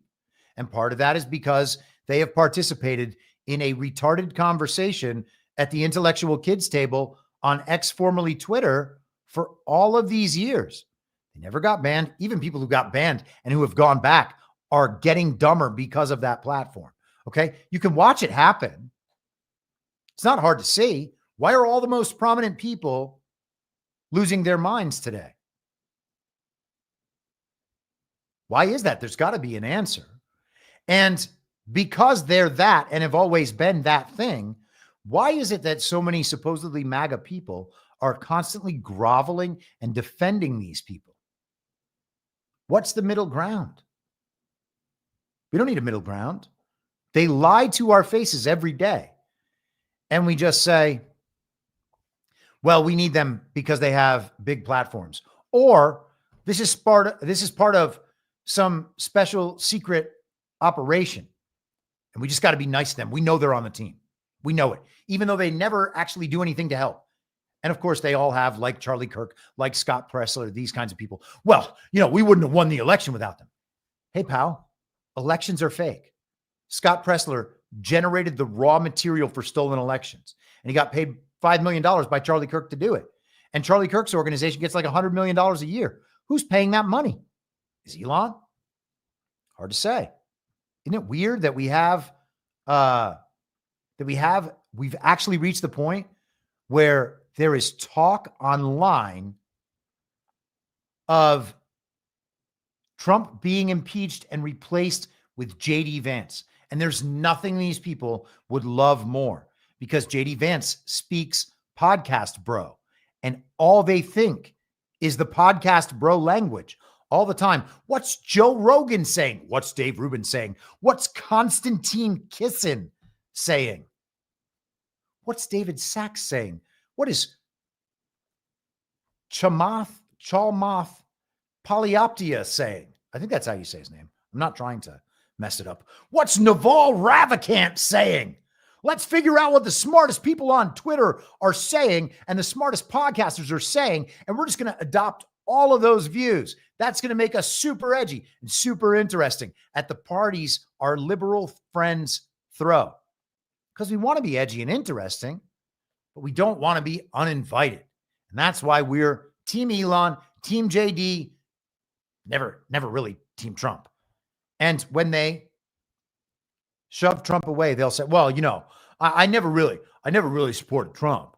I just, Kamala Harris and Joe Biden, of course, I had to support Trump in that situation because the election was just too important. So I supported Trump for a little while, but I never really supported him. You know what I mean, guys? Come on, guys. We're all still cool here, right? I watched that social dynamic play out in my life thousands upon thousands upon thousands of times. And it's not just about Trump. It's about all different aspects of life. Okay. People adopt beliefs or say they adopt beliefs because there are social incentives involved or because they want to identify with certain things at certain times. And then they will shed those identities when that identity is no longer socially approved, and they'll adopt a new identity. This is my pal, The Storm Has Arrived, over on X, formerly Twitter. Just watch this clip of Elon saying how much he loves and respects President Trump. Just 3 months ago, you can tell it's genuine. He says, my opinion, no way this fight is real. Obviously it could be, but seems more likely that they are setting a trap. And they very well could be setting a trap. I think that the trap has already worked, whether or not they intended to set it. Let's listen to Trump and Elon in an interview. I think this was Hannity a couple months back. He's become one of your, if you read to believe the media, he's become one of your best friends. He's working for free for you. Well, I love the president. I just want to be clear about that.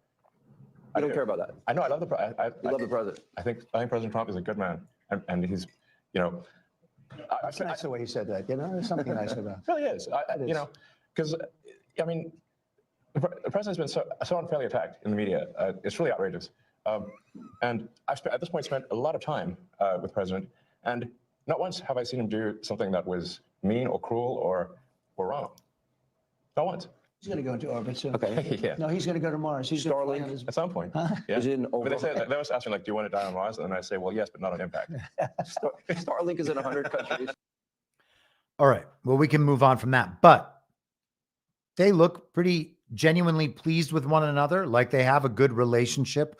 I know somebody dropped this in my chat today, and I know that there are rumors that they're somehow related back in their family lines. I don't know if that's true. I don't know if that would be relevant, even if it was true, but I get that that makes sense and fair enough. If we find out in the future that that's a factor, well, then it's a factor I should have taken into account and didn't. But that's the sort of thing that I'm not particularly interested in. So they were good friends, seemingly, a couple of months ago. Elon saying a bunch of great things about him. I guess he must have somehow seen the Epstein Files between then and now, and that's how he knows that Trump is an Epstein-associated pedophile. Really? Does that make sense? No, it doesn't make sense. That does not make sense. I really should download that, but the last time I did it, I had to remove it on YouTube from my stream. And that's one of the most annoying things about YouTube. I mean, it's good that they don't ultimately take the content down unless someone has claimed it for copyright and then they redirect the money to them, as I was talking about. But the South Park thing is one of those things where you just got to take it down completely. And then all of a sudden there's just a hole in my podcast and everybody's like, oh, I wonder what was in there. We'll probably have one of those from the Chris Rock thing earlier. So I don't know, whatever. The context of the joke, people will hopefully get it. Donald Trump took a softer touch later on in the afternoon. He said, I don't mind Elon turning against me, but he should have done so months ago. This is one of the greatest bills ever presented to Congress. It's a record cut in expenses, $1.6 trillion, and the biggest tax cut ever given. If this bill doesn't pass, there will be a 68% tax increase and things far worse than that. I didn't create this mess. I'm just here to fix it. This puts our country on a path of greatness. Make America great again. Well, all right. So he doesn't even mind that Elon has turned against him. He just really wants to get this bill passed because it's that important. Now, in the real world, if it was that important to Donald Trump, considering taking Elon's side of this because you're a fiscal conservative would be absolutely moronic. Okay. It would be an indication that you actually don't know what's going on, that you're not actually on board with Trump, that you don't understand a bigger project in the works, and that you just care about this bill that the illegitimate Congress and illegitimate Senate are going to pass. And then Trump's going to sign it. And then that'll become a law that dictates our future. It's going to leave us in debt. It's going to blow out the deficit. Our country's going to go bankrupt. The whole thing's going to go belly up unless we stop Donald Trump right now. All right, normies, good luck. Let's just pause for 1 second. I want to do a, yes. Now, I don't, as you'll know, I'm not generally a great fan of trying to piece everything together in Trump posts and other things and connect them to other things that are unrelated. But the biggest tax cut ever given is what he said in that post. And it does remind me of this from back in 2021. The Ever Given is one of the largest container ships in the world. On March 23rd, 2021, while traveling from Tanjung Pelepas in Malaysia to Rotterdam in the Netherlands, the ship ran aground in the Suez Canal, blocking the channel. And on the side of it said Evergreen. And you might remember that used to decode to a Q post, and then that Q post later became Trump talking about the magnolia tree that Andrew Jackson had planted at the White House. Amazing. Just changed like that. But anyhow, Trump saying Ever Given in that post is interesting because that's a uncommon turn of phrase in a sentence like that, in grammar like that. Here is part of the reaction that we have gotten from the enemy, as it were. And it's really up to you whether or not you consider this an enemy thing, but certainly the Democrat Party, to the extent they're not fully under control, is nothing but evil at this point. Anyhow, the Democrats at this afternoon, I should say, posted, "Kill the bill and release the Epstein Files." The Democrats are begging for the Epstein Files to be released. Are their supporters going to get on board with that? And if they do, which would be hilarious because they want to see Trump finally exposed. The indictments didn't work. The E. Jean Carroll thing, nobody really bought that. The Stormy Daniels thing. They know these things aren't true, by the way. They'll keep saying them because they think that Donald Trump is the worst person. But they know that the stories aren't really true. The people who say all that, they think they're going to get Donald Trump finally, once and for all, on the Epstein Files, but there's not going to be anything in there. And instead, there's going to be stuff in there on their people. And truth be told, if I was Elon, I would be more concerned about that because some of Elon's guys from the PayPal mafia are Epstein linked, like Reid Hoffman, for instance, and Elon Musk and Larry Page as well. And Elon Musk can say, I don't think Larry Page was PayPal mafia technically, but partners in tech, partners at OpenAI, etc. These are Epstein people that Elon was linked to. There's probably more exposure there than there is for Donald Trump. And I'm not saying that Elon has personal exposure, but probably people who he's been related to in important business ways did have exposure on that and relationships maintained with Elon past that point. So we'll see how that all shakes out. But the idea that there's something on Trump in there, I don't buy it. Democrats now want the Epstein Files released. Let's go to another Democrat post. This is from the, this interview, I think. This was from back during the campaign. Let's just hear this clip from Fox News. Would you declassify the 9/11 files? Yeah. Would you declassify JFK files? Yeah. Would you? I did a lot of it. Would you declassify the Epstein files? Yeah, I would. All right. I guess I would. I think that less so because, you don't know. You don't want to affect people's lives if it's phony stuff in there because there's a lot of phony stuff with that whole world. But I think I would. Would you declassify? So Trump wants to declassify the Epstein files, but he's worried that there's a lot of phony stuff in there.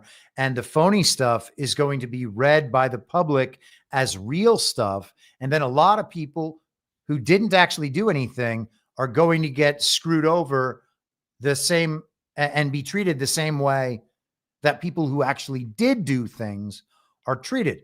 And that is, I think, a worthwhile concern. It's not a concern that is great enough to hold back the information, but the situation should be handled with some care. The Democrats, though, are now begging that these Epstein files get released, and they're attempting to suggest that Donald Trump was covering his ass in that interview, saying we can't release this stuff because, people's names are going to be dragged through the mud, and some of them didn't do it. Some of that stuff is phony, and that would be cover for himself. That is what they're implying. And again, I would suggest that that is absolutely crazy.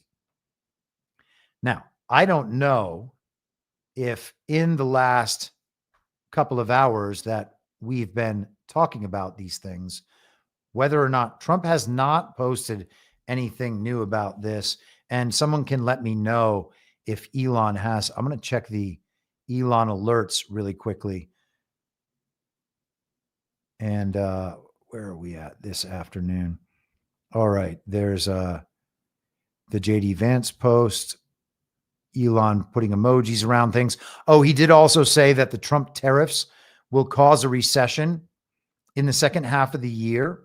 So he's going against the tariffs, while Trump is saying that the tariffs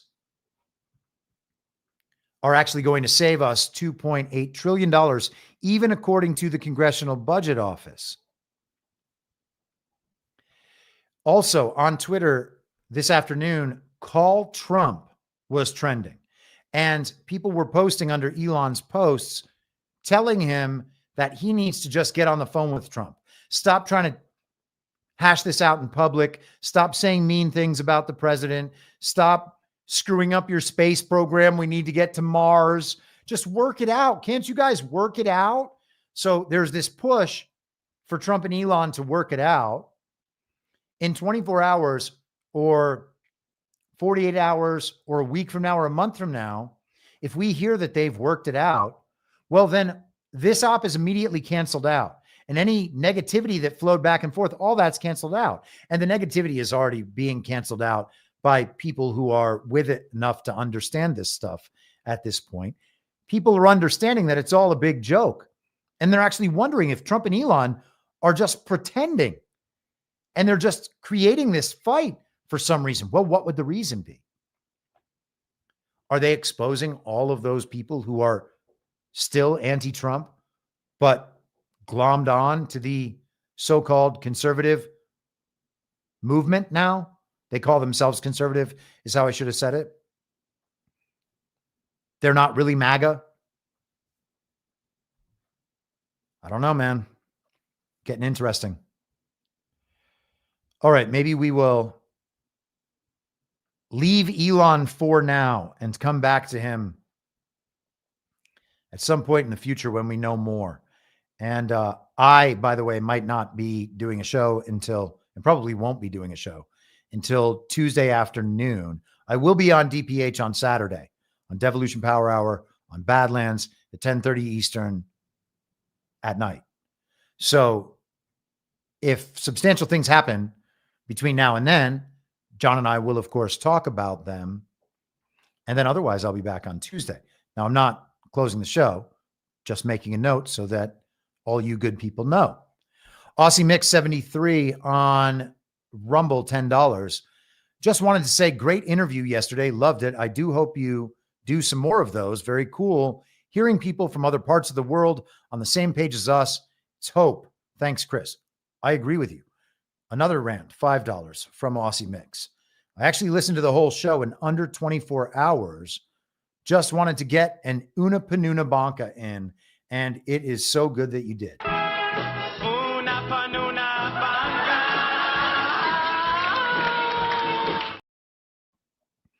Can't get enough. You just can't get enough. It's a craze. We could make Una Paloma Blanca the summer hit that everyone has been waiting for. The summer song everyone's been waiting for is Una Paloma Blanca. And when you listen to that wonderful song, just know that it's Una Paloma Blanca and it's about Anna Paulina Luna. All right, let's move on to some other tech stuff. And man, I don't know if we're going to get to Russia and China and all of that cool stuff. There's so much court stuff. I could have probably done 3 episodes today, which makes rocks cry out. Right. I could have gone 5 hours, but you can't do that. So we've been talking a bunch about Palantir, and I made actually a compilation video the other day of my long segments about Palantir from my 2 prior podcasts and our Devolution Power Hour from Saturday. So if you want to get the big picture on what I think about Palantir and Peter Thiel and what's going on, check all of that out. But the long and short of it is Palantir was said to have won this Defense Department contract, and what they were going to do was collate, essentially bring all of the information from all of these various government entities together under Trump's purview, something that would make total sense in the government that he has to oversee all of. Okay. And so the problem is that Palantir was coming in to do it. Now, I believe that all of our data was already held by the worst possible people in the world in a centralized hub where they could analyze it via algorithm, an algorithm that would know us better than we know ourselves. Okay. Because they're getting all of our information all the time. The government agencies probably have less information, but we're just supposed to believe they're going to put all our tax numbers and our social security numbers together and all of that. Okay. So Palantir knows everything about you.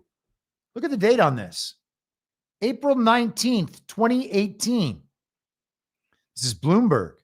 Peter Thiel's data mining company is using war on terror tools to track American citizens. The scary thing, Palantir is desperate for new customers. Okay, well, war on terror tools, we know that in 2020, organizations like Defeat Disinfo, run by General Stanley McChrystal, took the tech-based anti-terrorism apparatus that was used in the Middle East and used to start the Arab Spring, and they turned it inward on the United States of America and the people of the U.S. to censor us, to propagandize us, to control the collective consciousness, and get us to behave in whatever ways necessary for their program to continue being implemented. And many of us were direct victims and targets, maybe is a better word, of that campaign. Let's just capture the real substance here in the second paragraph. Aided by as many as 120 forward deployed engineers from the data mining company Palantir Technologies, which JP Morgan engaged in 2009, Kavickia's group vacuumed up emails and browser histories, GPS locations from company-issued smartphones, printer and download activity, and transcripts of digitally recorded phone conversations. Palantir's software aggregated, searched, sorted, and analyzed these records, surfacing keywords and patterns of behavior that Kavickia's team had flagged for potential abuse of corporate assets. Palantir's algorithm, for example, alerted the insider threat team when an employee started badging into work later than usual, a sign of potential disgruntlement. That would trigger further scrutiny and possibly physical surveillance after hours by bank security personnel. And that's the sort of work they were doing. And we've talked about these data companies doing that sort of work before on this podcast. And I often share this story when we do. Back in, 2019, maybe, I don't think 2020, but maybe 2020. I think 2019. I had lunch with a guy who does marketing data research for the film production companies. And they had so much data on everybody that they could tell with a 90 plus, maybe even 95% plus degree of certainty who was going to be divorced in the next 6 months. And they would do that based on people's habits changing, that all of a sudden they were starting to spend nights at the same location that wasn't their house. And they could look up what that location was and the rest of it, of course, because all the location data is tracked. They know when you have adopted a different routine, even if it's just you're shopping at a different grocery store and going to a different coffee shop, the time that you do things throughout the day or throughout the week, all these patterns have changed. Therefore, we can probably assume that different parts of life have changed. And they were able to track that stuff so well that they could tell that people were getting divorced often before people knew they were getting divorced. So we know that these capabilities are out there. We know that they've been in the world for a long time. And we know that Palantir, of course, is at the forefront of this kind of technology. That being said, that article was in 2018. And now it's a problem because Donald Trump is in office and Trump is the one engaging Palantir. Well, Palantir has the same origin story that many of these tech companies have, which is that the intel community and the Defense Department started them. Okay, so all these companies are in the same domain, generally speaking, and should be thought of the same as, in some sense, quasi-governmental. We can't just ignore that fact. So understanding all that, it's just becoming a problem now. We talked a little bit last time about a Palantir employee who had decided to leave the company. Here is another former Palantir employee. This is Wendy Anderson in a Twitter thread from June 3rd. Wendy R. Anderson on Twitter. After spending almost 6 years at Palantir, I know something about what they do and what they don't do. As a result, I want to address the inaccuracies in the 6:30 New York Times article that's been picked up by multiple outlets this week. And I think she means 5:30 as in May 30th. In this thread, I speak solely for myself. I departed Palantir in April and will share my new chapter soon. My purpose here is simple: to call for honest and accurate reporting, especially in an era increasingly shaped by distortion and disinformation. Plenty of people have valid criticisms of Palantir. I at times raised concerns while there, as the culture encourages. I believe in speaking up. I also believe in getting the facts right and straight. Criticize what you find problematic, but start with the truth. Inaccuracy number one. The headline, quote, Trump taps Palantir to compile data on Americans, end quote, is fundamentally wrong. Palantir doesn't do that. They provide software that helps organizations analyze data those organizations already possess. Inaccuracy number two. The article suggests Palantir is building a master database. That's not how Foundry works. It's a data integration platform that connects to existing systems. Read more about Foundry here. And there's an article, from the Palantir.com website about their platform Foundry. And you can look at the logo right there, a circle with kind of, I don't know, some angle that seems to hold the circle up. I don't know. It's like it's holding a crystal ball. It actually does look kind of like a little platform holding a crystal ball. And maybe that's what it is. But my point is that that logo seems like it was designed by the same design team that has designed the X logo, the Starlink logo, the Grok logo, and all of that. They're all very similar. Just a very small white symbol on a totally black plane. Inaccuracy number 3, we could easily merge data on Americans, or which could easily merge data on Americans. That's a quote from the Times article. This framing makes standard enterprise data integration sound sinister. Many companies and government agencies use similar tools to work with data across multiple systems. This isn't unique or nefarious technology. And that's the point I've been making this entire time. There's nothing necessarily nefarious about any of this. The government already has all that information. Having them put it in one place is not a threat. Okay? Particularly because prior to Trump, the government was only deep state, only uniparty, and they were probably centralizing all of that information outside of the government structure, maybe through these corporations. And it's entirely possible that there is good twin, evil twin inside Palantir, inside Amazon, inside Twitter, inside Starlink, inside all of these companies, right? And maybe, the newer ones are less prone to this, but we heard from that leftist woman who had left Palantir. She was working on humanitarian aid, and the AIDS crisis sounded directly linked into USAID. And she was at Palantir. So it's entirely possible that they have some of these government programs in order to be able to fund the other government programs that the government actually needs Palantir to do, or the Defense Department needs Palantir to do. And maybe the regime, to the extent they can, they try to even that out or offset it or implement their agenda while they know the system is also being used to destroy them. All these things are possible and should be kept in mind when we're trying to figure out. My dog's getting excited. Hopefully that is not too loud here. We'll probably keep going for a while. There's got to be a car or something around, and he has to protect the house, which he does very well. He's a good boy. So there's not anything necessarily nefarious about what's going on. You have to keep that in mind. Okay. You can't just see headlines. Trump administration is compiling all the data with Palantir and then freak out. You've already given up all your privacy. All right. I get it. Same thing as the budget deficits and the debt. I understand what the principle is. I totally get the principle.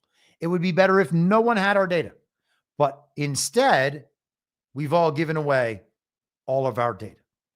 And if we know that the government has our data and the corporations have our data, and that the government and the corporations want to exploit us through our data, the only smart and responsible thing to do, understanding that all that data could be released at some point, the only smart and responsible thing to do is to try to live and communicate and operate with these tools in a way that you would not be ashamed of other people knowing. All right. And if we are living good moral lives and trying to please God, we would not be doing things in the first place that other people would be, that we would be ashamed of if other people found out. Okay. All humans do gross stuff, right? Stuff we do is gross. Everybody does that. But in terms of our morality and how we treat other people, how we handle our business, how, what kind of person we are that other people don't know about, everybody's got to have that reconciled, because that's the only way to actually defend ourselves against this problem. Important to remember, regardless, that the technology itself is not the nefarious part. It's how it's used. The article seems to, inaccuracy number 4, the article seems to conflate what software can do with what it is doing. Yes, data integration tools can theoretically be misused. So can Excel, SQL databases, or any data tool. The article provides no evidence of misuse, only fear about possibilities. That's exactly right. Inaccuracy number 5. Describing routine government IT modernization as surveillance infrastructure. Agencies updating their data systems and analytic capabilities is normal. Palantir hasn't said they're a data processor, not a data controller. This is the accurate statement. Palantir has said they're a data processor, not a data controller. That was in the New York Times. She says clients define what data is accessed and how it's used. This is a crucial distinction the article glosses over while creating surveillance panic. Again, Palantir does not collect, store, or sell personal data. The article takes standard enterprise software functionality and frames it as dangerous surveillance tech. It's like writing a scary article about Excel because it could be used to track Americans if someone put personal data in spreadsheets. And that is, I think, a very accurate and fair comparison. It really is that far overboard. Palantir is a company in a democracy with a robust First Amendment.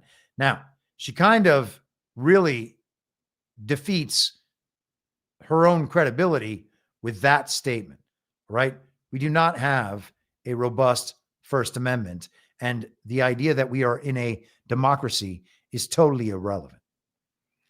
Of course, there are legitimate things to scrutinize and criticize, as with any company, from contracts to clients to strategy. Dr. Karp himself, that's Alex Karp, has said countless times, we built Palantir with the idea that dissent is not only acceptable, but required. But don't misrepresent what their software does. Facts matter. Now, I don't know that we can believe Alex Karp when he says that, but we can at least analyze it as though it's possibly true. And that is ultimately the point. And that's the point I've been making consistently about this tech stuff and the tech oligarchs in charge of this stuff for the last few years. We have to be able to determine what their actual agenda is and what the moral basis for that agenda is, right? We got to look at all the sides to try to figure that out, because it's not good enough to have one example of a person doing a thing we like and then say, well, that person's bad, and now all we do is analyze that person as bad, right? That's not enough. It's a very immature way to handle things. And of course, that's the way the normie conversation goes on Twitter. Well, that guy used to work with George Soros. Okay, well, that's definitely a relevant piece of information, but it's definitely not the only relevant piece of information. And it doesn't suggest anything about what the agenda of that person is now on this day.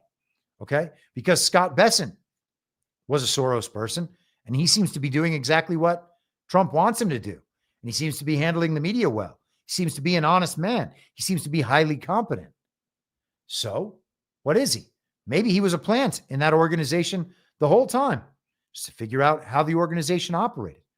It could have been substantially more than that. He could have been morally and ethically committed to George Soros's cause and then still changed his mind and be something different now, which is why we're trying to understand these people in full and what it is they actually care about and whether or not their purported beliefs are being implemented in the products they put out into the world.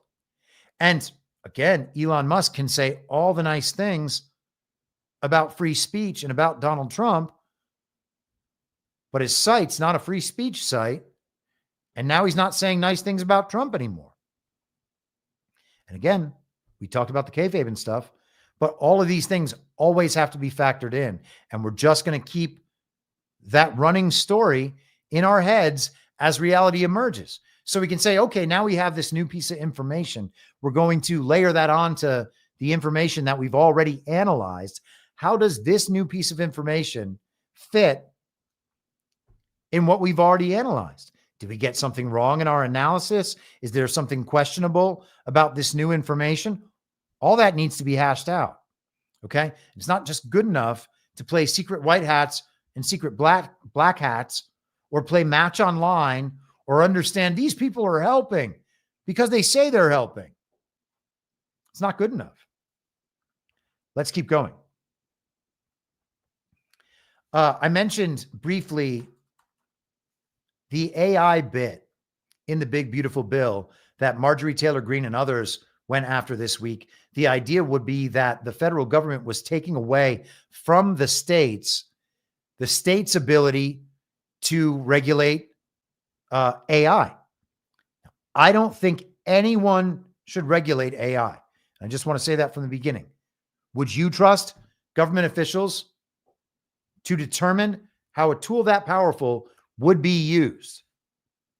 And what would make anyone think that that government wouldn't immediately be using that power to increase its own power and regulating in such a way that the people serving its power would have enough loopholes to do the work that they needed to do, while the people would be told this problem is solved because we've got these regulations. You know what? We pass them in a bipartisan way because we understand this threat is so big, and all we, the government, are trying to do is protect you.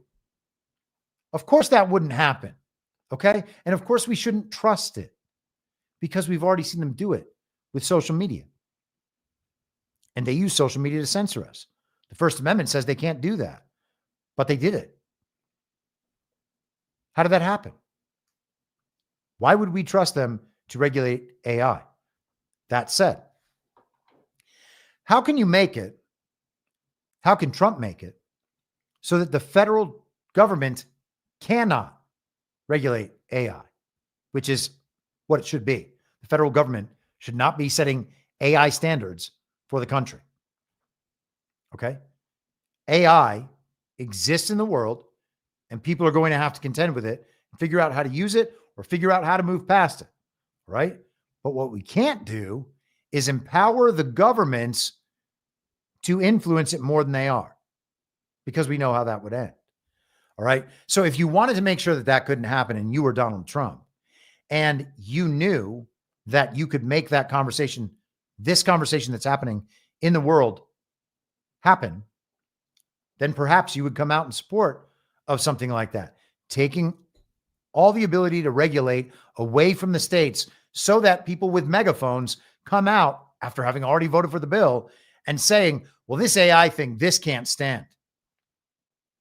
We're seeing that now, and that's good because the federal government shouldn't be regulating AI, and neither should the states. But to the extent that anyone is, it should be fragmented and decentralized as much as possible. It should be to the states. But let's say that our government was going to regulate AI as if that was totally possible. Would other governments around the world regulate it?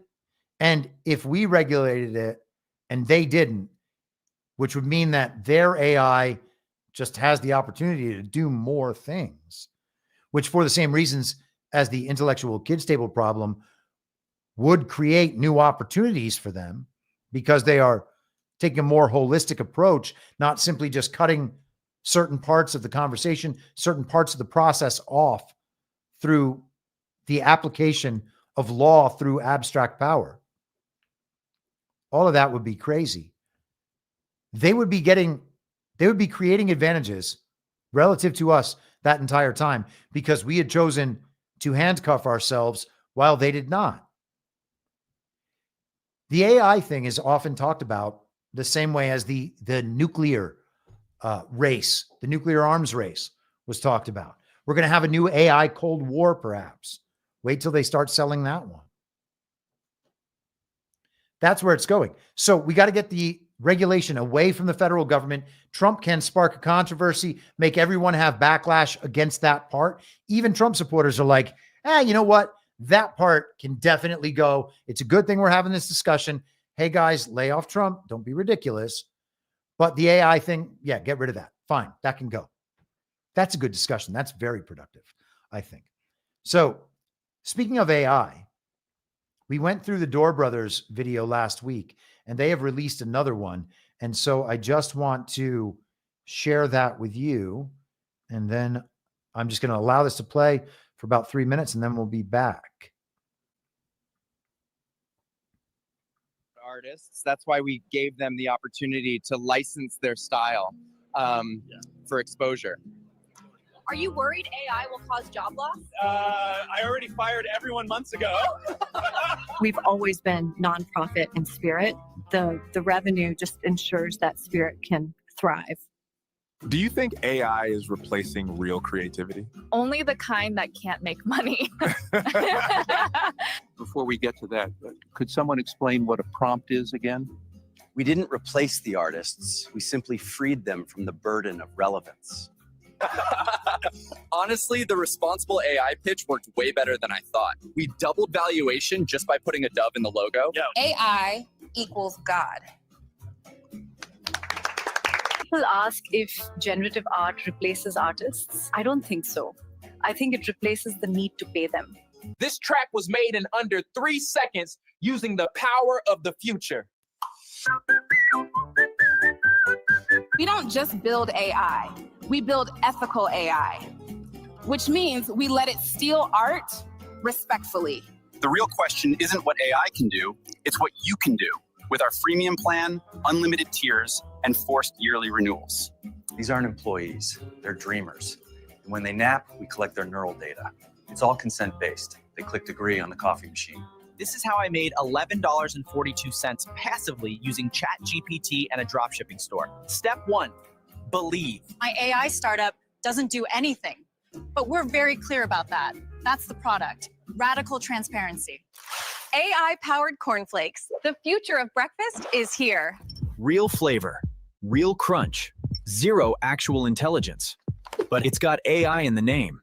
We're proud to introduce the world's first sentient HR department. It fired itself this morning. We messed up. We accidentally erased every photo of your dead relatives. But the important thing is, we learned.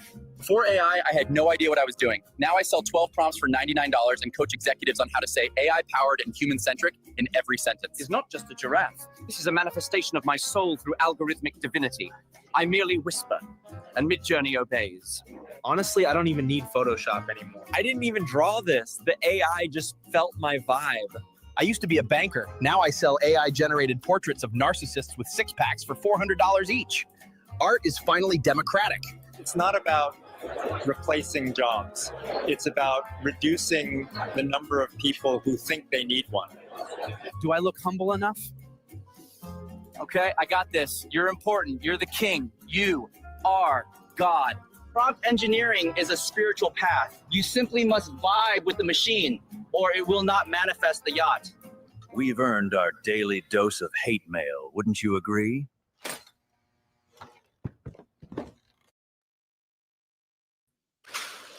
You're next, Crunch Boy. All AI. Those guys are fantastic. Another interesting AI video.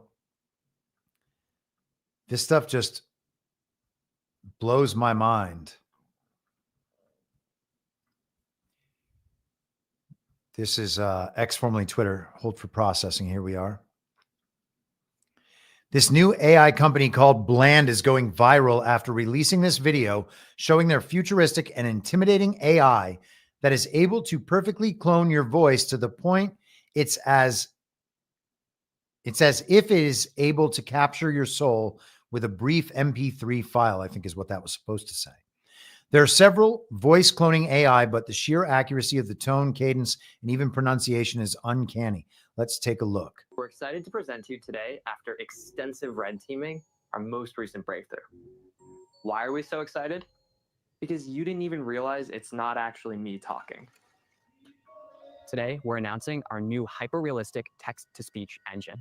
It's capable of one-shot style transfer, and it's live right now. Let me show you what that means. To get started, you can use our API to generate individual lines, plug it into your platform, or in this case, use it directly inside Bland. Here, you can clone any voice, Hi, Isaiah. sound effect, pronunciation, supercalifragilisticexpialidocious, and even any style. Soon now they will see how good these can be with a little extra shine. But why do we care if an AI can sing? Let's break it down. It's not just that our voices are capable of cloning with the expressiveness and realism that you saw earlier. You can give them a single example, and our voices can blend the expressiveness and tone of that example. In this case, singing.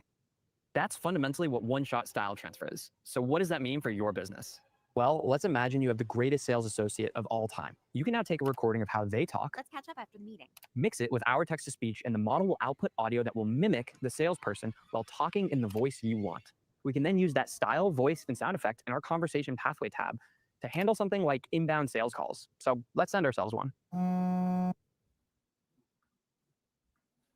Is this Isaiah? This is Blandy. I just saw you were interested in us and just wanted to give you a ring back.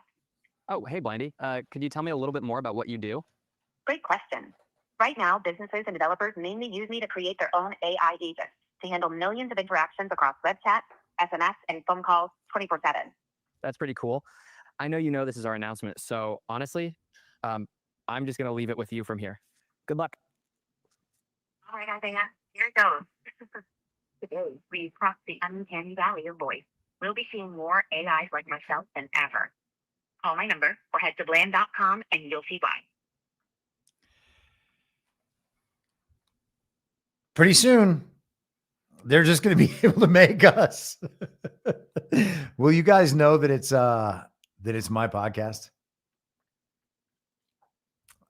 We're entering a very strange world. And because we are getting to the point where it is becoming very difficult using our senses, our eyes, our ears, to be able to determine whether or not something is true or false, whether it's real or somehow otherwise generated.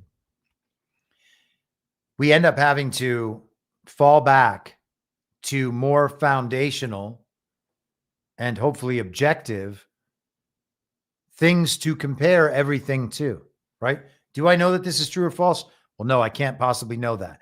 But what I know is if I step back from that, I care about truth. I have an understanding of what the world is and what it's supposed to be. I have this objective morality because of my faith. I understand what's right and what's wrong.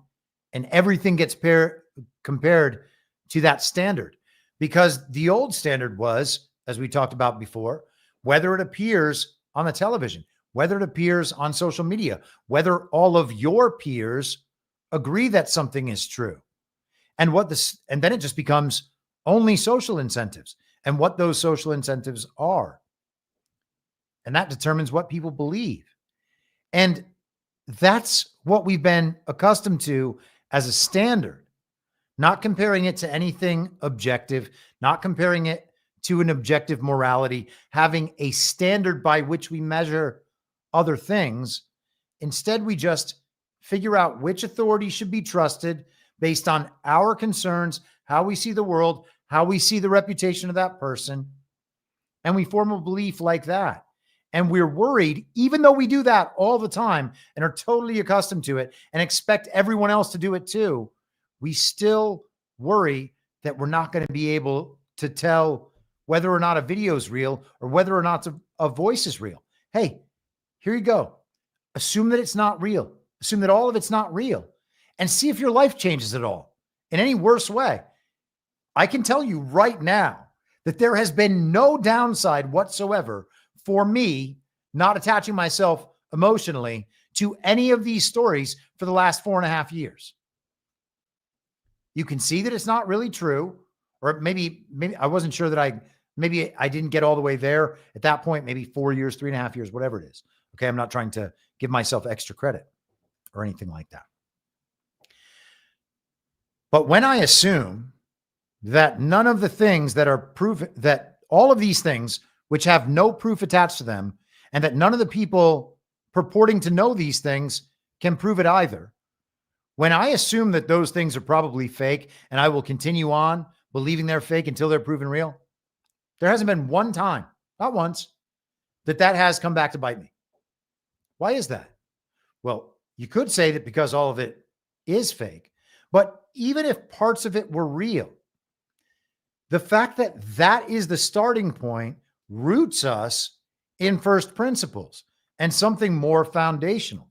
And so we can get predictions wrong. I'm not saying I'm always right. I'm not saying all my reads on situations are right. I'm not saying anything like that. I'm just saying that again and again and again, people who adopt strong viewpoints about all these subjects get rugged. There's a reason for that. It's because the narratives are fake, being reported and analyzed by the fake news, and people are adopting those because they're unwilling to say that's not real. And now we're seeing that absolutely every single bit of it can be fake. And we're just assuming that it's not being faked, that we're not getting hoodwinked by the stuff we're seeing online. Why would that be the case? All of the most powerful people, not all of them, actually, we can hope that there are good, powerful people on our side. But the most powerful people in the world, the ones who have developed these tools and use them to control societies, do not have this extra incentive to provide you the truth so you can guide your life. They are creating a false reality on purpose so that you will participate in it. Let's keep going. OpenAI, this is Reuters from just this afternoon. OpenAI finds more Chinese groups using ChatGPT for malicious purposes. Oh no. OpenAI is seeing an increasing number of Chinese groups using its artificial intelligence technology for covert operations, which the ChatGPT maker described in a report released Thursday. While the scope and tactics employed by these groups have expanded, the operations detected were generally small in scale and targeted limited audiences, the San Francisco-based startup said. Since ChatGPT burst onto the scene in late 2022, there have been concerns about the potential consequences of generative AI technology, which can quickly and easily produce human-like text, imagery, and audio. OpenAI regularly releases reports on malicious activity it detects on its platform, such as creating and debugging malware or generating fake content for websites and social media platforms. So now China is using the AI technology for bad things. What would the solution be according to the regime? Well, we've got to regulate it. We just talked about that. What else can they do? And if not for the cause of getting to regulate AI technology, why would we be seeing stories like this? Well, the technology's out there. Okay? People who are not nefarious can use that technology, and people who are nefarious can use that technology.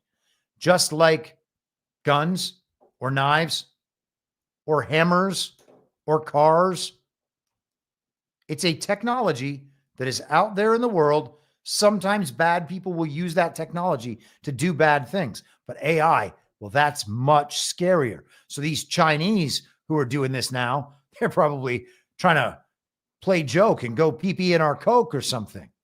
That's scary. The Chinese already have their own version of OpenAI. It's called DeepSeek, and it might be better than our version. And they're keeping it open source, whereas our version, we're told, is not open source, even though they're probably the same thing and started like, I think of AI like a sourdough starter. Like it's going to be in everything eventually. Like it all just starts from that same point. Doesn't matter how many times you make it. It's still got that at its foundation. And they're the same thing. So what are we talking about with this freak out? Then we also have this freak out. And let me see how many freakouts we have before we're going to go for today. Let's do 2 more freakouts. Or one of them is actually a resolution to a freakout. So that's not so bad.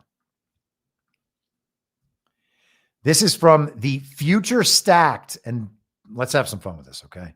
Like we don't have to take this overly seriously. Although, take it as however you want. The robot takeover is happening quicker than most realize. From fueling stations to fast food and building sites, automation is already stepping in. Here are 10 mind-blowing cases you cannot afford to miss. So let's, I don't know, let's see if I can get all this in. Well, maybe this will work. Here we are. With this robot, it is possible to steal a car easily. Made in China, this robot is designed to properly park cars in parking lots.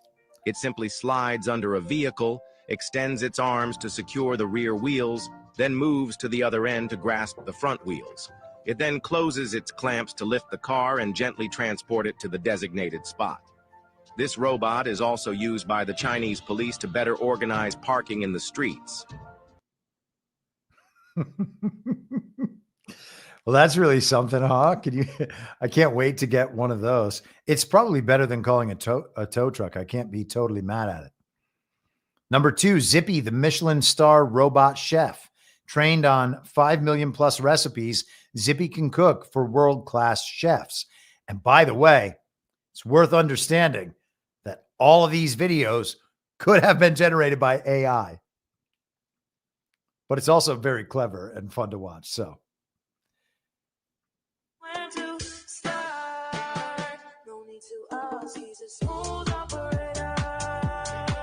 Great song. The remix, we can pass on the remix, but Sade, the Deftones actually did a great cover of this song. Definitely worth listening to. This video will also get me kicked off YouTube until I delete it, so whatever.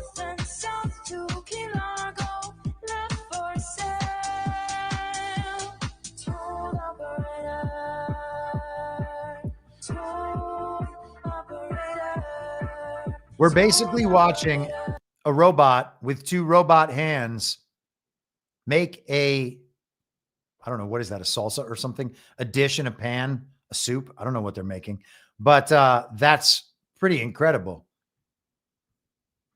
Maybe we don't need to go through all 10 of these, but I just think they're fun. Here we are. Road sign building robot. This is a short one. What in the world? That is a terrible video. Mini robot dealing playing cards, perfect for casinos and home games. Does this really count as a robot? I guess it kind of does.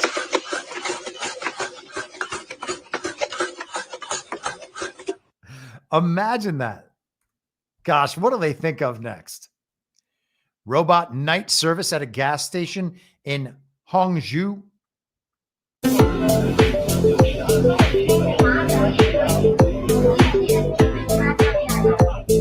Wow.